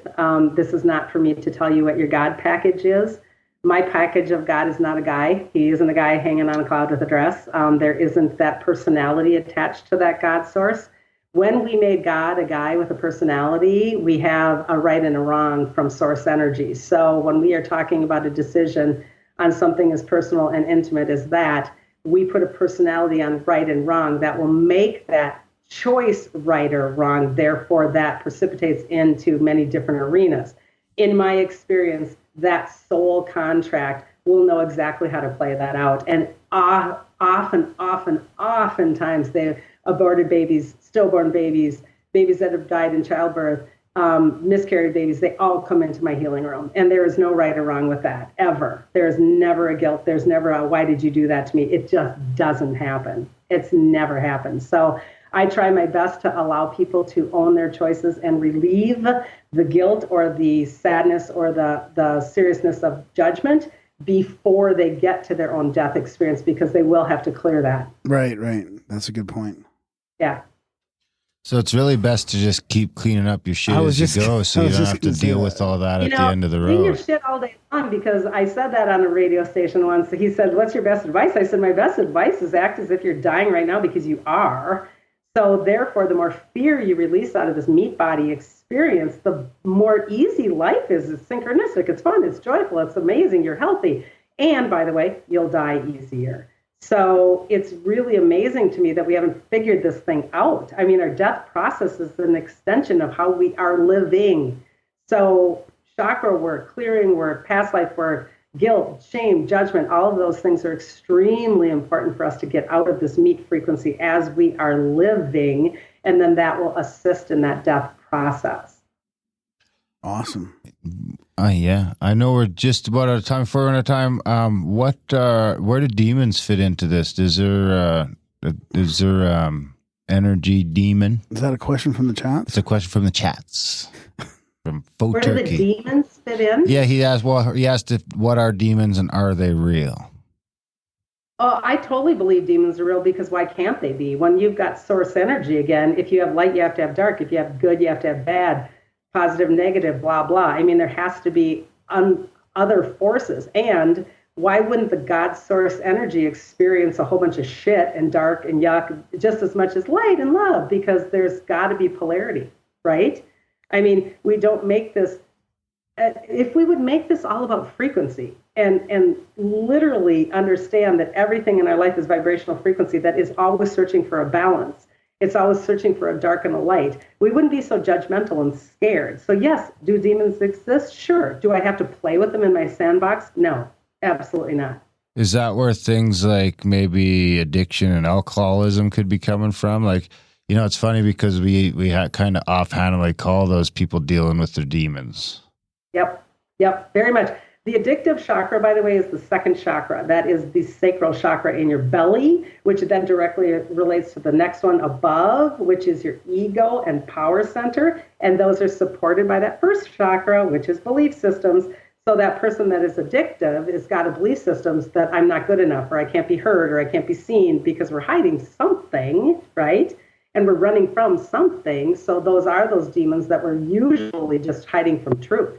We all have a primal wound. I mean, you can talk chakras on podcasts for I literally do an energy update on my website too, just talk about the chakra system, because death and dying only comes after dis-ease. Disease comes from dis-ease in our chakra system. So we die according to our chakra dis-ease. So yeah, we definitely have demons in our belly because we're creating them, because we're not clearing the fear and finding our divine alignment with our truth. What about like unhealthy guts? Like we're finding these days that the gut could be like driving more of our decisions than our brain, and we're cramming all this sugar and all this other crap into it, and all this processed, refined crap. And a lot of people have bad gut health. Can that like leak into the chakra? Oh, well, it is the chakra, and it's totally breaking it down. And don't fool yourself that this gets bigger in terms of the programming. This is that collective consciousness programming. Again, go back to that word, those theys. The theys don't want us to be healthy. The theys want us to spend shitloads of money on medicines. So they're pumping chemicals into it, and we're dumb enough to eat them all. So, and we're also ignorant enough to just go, okay, you tell me I'm sick and I'm going to be sick. We don't metaphysically, and I'm not throwing out Western medicine, so don't misunderstand this. We do need to have doctors and listen to them, but we also need to listen to our higher self and say, hey, I can do this differently or cooperatively, or I can learn how to find the root of the problem energetically before it turns from dis-ease into disease. So there's many, many things, but the theys in the bigger scope of things, look at the billions and billions of dollars we spend on meds. You know, we're a great market to stay programmed. We're a lot of programmed people down here that don't get it. So, you know, but hey, you're also looking at somebody who will have those nights where I'm like, I don't care. I'm going to hunker down with a bottle of wine and eat a bunch of cheese and feel like crap in the morning. So, you know, what do you do with that? You make decisions along the way, and sometimes those decisions end you up in a hospice bed, and sometimes they don't. So it's balance. Everything's balance in terms of my hope and my goal for people is find balance and get rid of the fear, you know. We were not incarnated to be fear mongers down here, and yet look at our culture, and we're dying from stress and fear because that's the way these bodies are reacting to our thoughts. Yeah. So remember, we're holographic. Fear is a mind killer. Yeah, I like that. Yeah. Well, Susan, thanks for taking time from your sisters, your visit at your sisters, to join us on the show and talk about all this stuff. We appreciate it. Make sure, let us know about your website and the other stuff you have going on, and maybe any trips, or you seem to do a lot of events and trips. Yeah, and maybe we got to do a contact at the cabin one day down the road. Oh my God, that would be such a blast. Because I mean, or maybe you got to come to the Palmer and we'll really rock it out there because it's super fun. Yeah. So it's Suzanne Worthley and it's sworthley.com. Oh, we should do that for Halloween. My name, SWORTHLEY.com. Can't spell my own name. And all of my book stuff is right on there. You can get it at anywhere. You can go to Amazon, Barnes & Noble, but directly through my website is super easy. All of my events are posted on there. I do a tour to Peru every year, and Sedona every year, and all kinds of other events. And I have a live online Vibe Tribe community too to teach about Ascension. And there's so much free information on my website as far as Ascension. My Ascension blog in and of itself is insane if you ever want some good nighttime reading, because there's people out there that are having unbelievable stuff go on and they don't have a clue why. Awesome. So, there's not a lot of stuff out there on the Ascension process. And so Ascension directly relates to death. And if we would understand that we are ascending, even though we are still dying, and we're dying as we're ascending back and forth, we could get a bigger picture on this, but there's not a lot of good information out there on ascension, period. And it is happening, and it is real. So this is a subject that needs to be more talked about, as is death, to change that death culture and not make things so scary. Does that sound like a new book coming up, or? I have two. It's in my opinion, and hopefully the publisher is already urging, is to have an energy healer's book of, and the next one that I'm already in the midst of is an energy healer's book of empathing, because we don't understand empathing. We don't understand the difference between empathy and empathing. And so many of us are getting sick and dying again because we're empathing not only humanity, but the world itself and collective consciousness, et cetera. So that's one of them. And then the third one that's already in the works is the Energy Healer's Book of Ascension.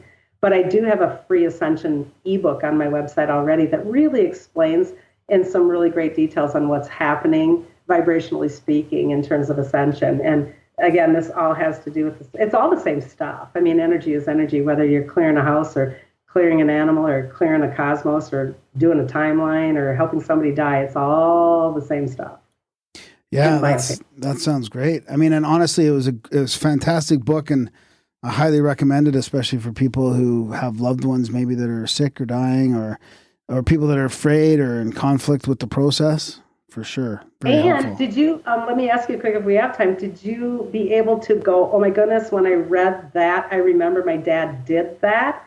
Because my goal in writing the part about what a psychic sees during this stage and that stage, what I see psychically and what your person is probably experiencing, is something that makes this book so unique, because you're sad or scared or angry or not there, etc. There's a million things going on. Your head does not necessarily know psychically what's happening to that physical meat body, and it's a fascinating piece to this book. And sometimes when you read it after the fact, you can go, oh my God, I remember when my dad did that. Did that happen to you at all? A little bit, not a lot though, but it brought back more. It was probably brought back more about me, I think, and then his healing process, and maybe that I should have been a little more present. Like actually, it made me feel like I have some answers around my behavior afterwards and during the process. Yeah, that was interesting. Yeah. And that's why the book is good for anybody that's alive or going through the death process or has already gone through it. I mean, there's no timeline for this book. It's not, I have to do it at this point. We're all going through the death process every day of our lives. And so it's very important for us to understand that concept. And so there's not a timeline of when you should read this, but I have had multiple people release grief or judgment or I should have because they read that. Yeah, that's a really good point. Yeah. I'm glad you asked that because it reconfirmed me some of the stuff I learned about myself for sure. And mostly release, why did God, again, make it a guy, why did God take so-and-so, especially when it's a child, for example? Why did they take my kid? Well, there's reasons, and that's why the soul contract part of the book is really important. Yeah. Wow. Awesome. Yeah, we'll have links in the show notes to that, your website and the book. And thanks for coming on. Well, I really appreciate you guys reaching out, and maybe we can do some more fun stuff since we seem to have some serious crossover here. Oh, yeah, for sure. In arenas. Yeah, for sure. Yeah, if you ever want to go seriously play and suck into a rock in the cosmos somewhere, I'm always game. So Cool. Sounds great. Right on. Thanks, Suzanne. Okay. Say hi to your sister. All right. Bye-bye. See ya. Bye. Bye. And that was our chat with Suzanne Worthley. What'd you think, buddy? Yeah, I think it was good. That was good. I just kind of expected that from her book, that she'd be very outgoing and it would be a fun chat. Yeah, it was a good one. Yeah, not super serious and heavy like you would think, But It's a heavy topic, so you gotta kind of be able to have some fun with it, laugh and joke. Yeah, Like to think we could be able to do that a little bit around here. Yeah, I totally didn't expect the whole chakra thing and playing such a part in the You were shocked. I was shocked. And also the part about letting go of the material, like that was a pretty big theme. It seemed like people have a hard time. I never would picture like when you're dying that you'd be worried about leaving your house behind or your like I always thought it would be more about loved ones, but and then also the part about well, that could be considered part of the material in that sense. Yeah. Because if a materialist isn't just your stuff, it's also the materialist of this world is all there is. So you're leaving behind all those people who would fit into that same. Especially if you worked hard and gathered a lot, or you were powerful, so you had a lot below you. Yeah. Or if you didn't beat that last level of Sonic the Hedgehog. You're pretty sure that your son's going to destroy your empire for you. Yeah, no kidding. Hey, yeah, my stuff. All that I worked for. Yeah, that's a good point. Yeah. I don't have a lot of stuff, so that's probably why I'm thinking that. Yeah, that's good. So you don't have to worry about it. If I had built an empire. You're building a media empire. Yeah. You don't have any kids, so I just take it all. Yeah. Actually, my kids will take it all. Yeah. And the other part when was... we go down in a small plane crash. Knock on wood. I ain't getting any small airplanes. Fuck that. Yeah, the other part was just the... No small airplanes. What are the other ones? The giving weight bench press. No bench pressing. Yeah. Best just to stay out of the gym altogether. Yeah. If you're going to work out, just work out in your basement. Yeah. You get a weight set down there, but you get a public gym, especially you go like one of those all hours gyms, you go in there in the middle of the night, pew, pew, 2 to the head. No, it's more about like somebody like pushing a... It's more about dying from the press, the weight on your neck than somebody shooting. You're not going to shoot somebody while they're bench pressing. You just let the weight go on them, right? Yeah. Totes. Yeah. Totes. You just get them. Yeah. That's how they get you. Those are the 3 major ways you get assassinated. But then your throat chakra goes first that way. Then you don't have time to tuck your way out. Then you're all out of balance. You're supposed to go from the bottom up. With us, they could stop at that. Yeah. We get to live it. We just can't talk anymore. No more podcasting. That'd be it. Anyway, big thanks to Suzanne for coming on the show. Big thanks to you guys for listening. We love you guys. Big thanks to you guys who do support. That's even better because without you guys, we couldn't pay the rent. We couldn't do the show. We couldn't afford the hosting. We couldn't fix all these fucking cords that are constantly breaking. And you just help. You're part of the fluid that keeps this ship going. Grimerica.ca/support. Sign up for a monthly today. You're going to feel a whole lot better about all the value you've been getting over the months, weeks, years. 405 shows. Grimerica.ca/support.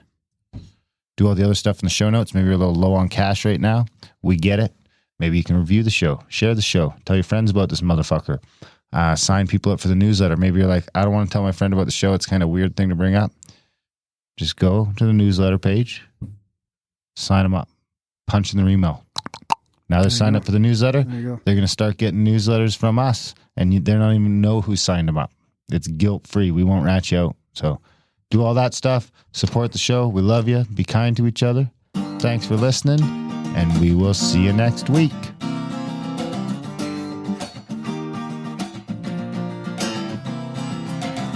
Started writing down a list of things to do.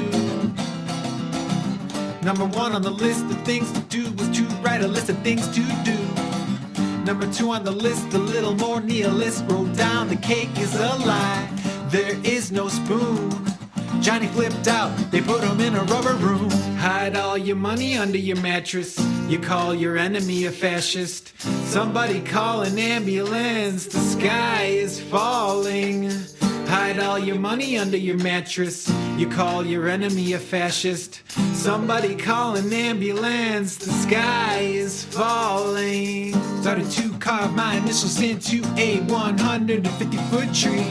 Forgot who I was, where I was, cut my hand and it began to bleed. Was only looking to leave my mark in the bark in the park, now I'm in agony.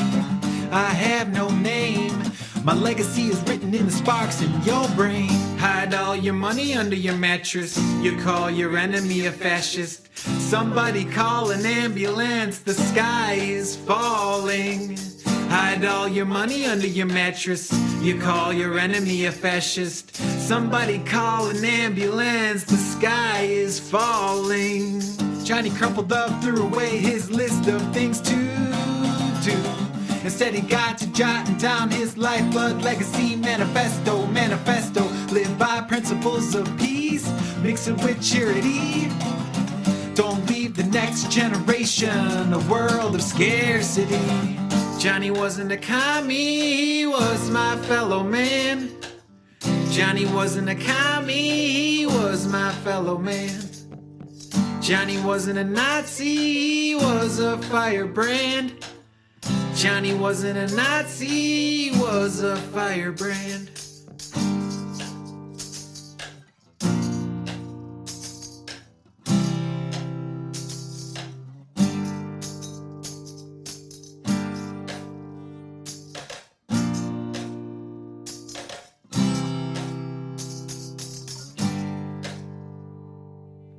Hide all your money under your mattress. You call your enemy a fascist. Somebody call an ambulance, the sky is falling. Hide all your money under your mattress. You call your enemy a fascist. Somebody call an ambulance, the sky is falling. Hide all your money under your mattress. You call your enemy a fascist.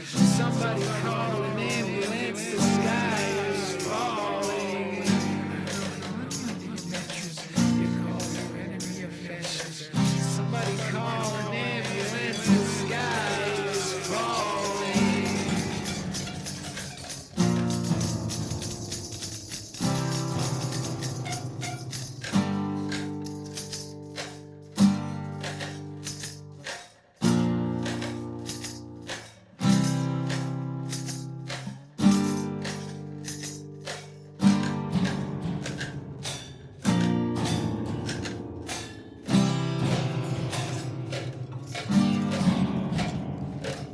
Hailstorm damage got you blue?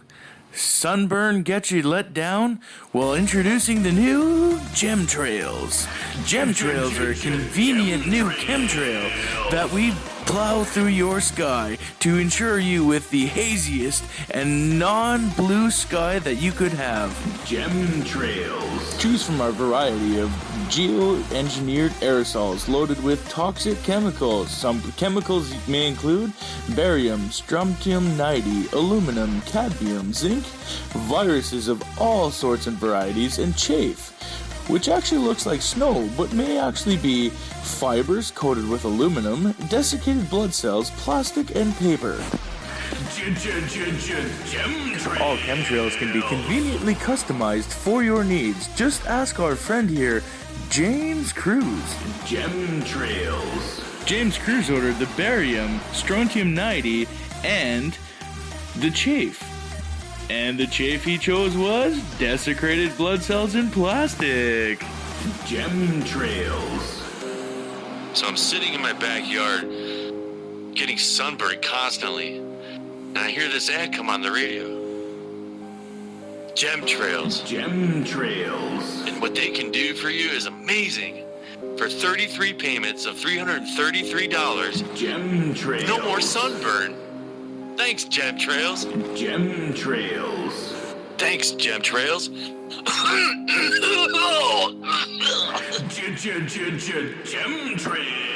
That's right, James. For 33 easy payments of $330, you too can have a hazy sky with zero sun and zero sunburn. With our brand new technology coming straight out of MIT, we fitted an airplane with nozzles, and we can come to any area in the world and spray your backyard. Warning, warning, warning! Symptoms associated with chemtrails include aneurysms, strokes, heart attacks, and cancer. Other side effects may include irradiated breast milk, anal leakage, jock itch, runny nose, irregular vaginal discharge, glaucoma, heavy metal poisoning, lockjaw, and low sperm count, persistent hacking, coughing, upper respiratory and intestinal distress, pneumonia, extreme fatigue, disorientation, lethargia, dizziness, splitting headaches, elevated arthritis symptoms, nosebleeds, blah blah blah, yada yada, etc. Doctors, blah blah blah, death.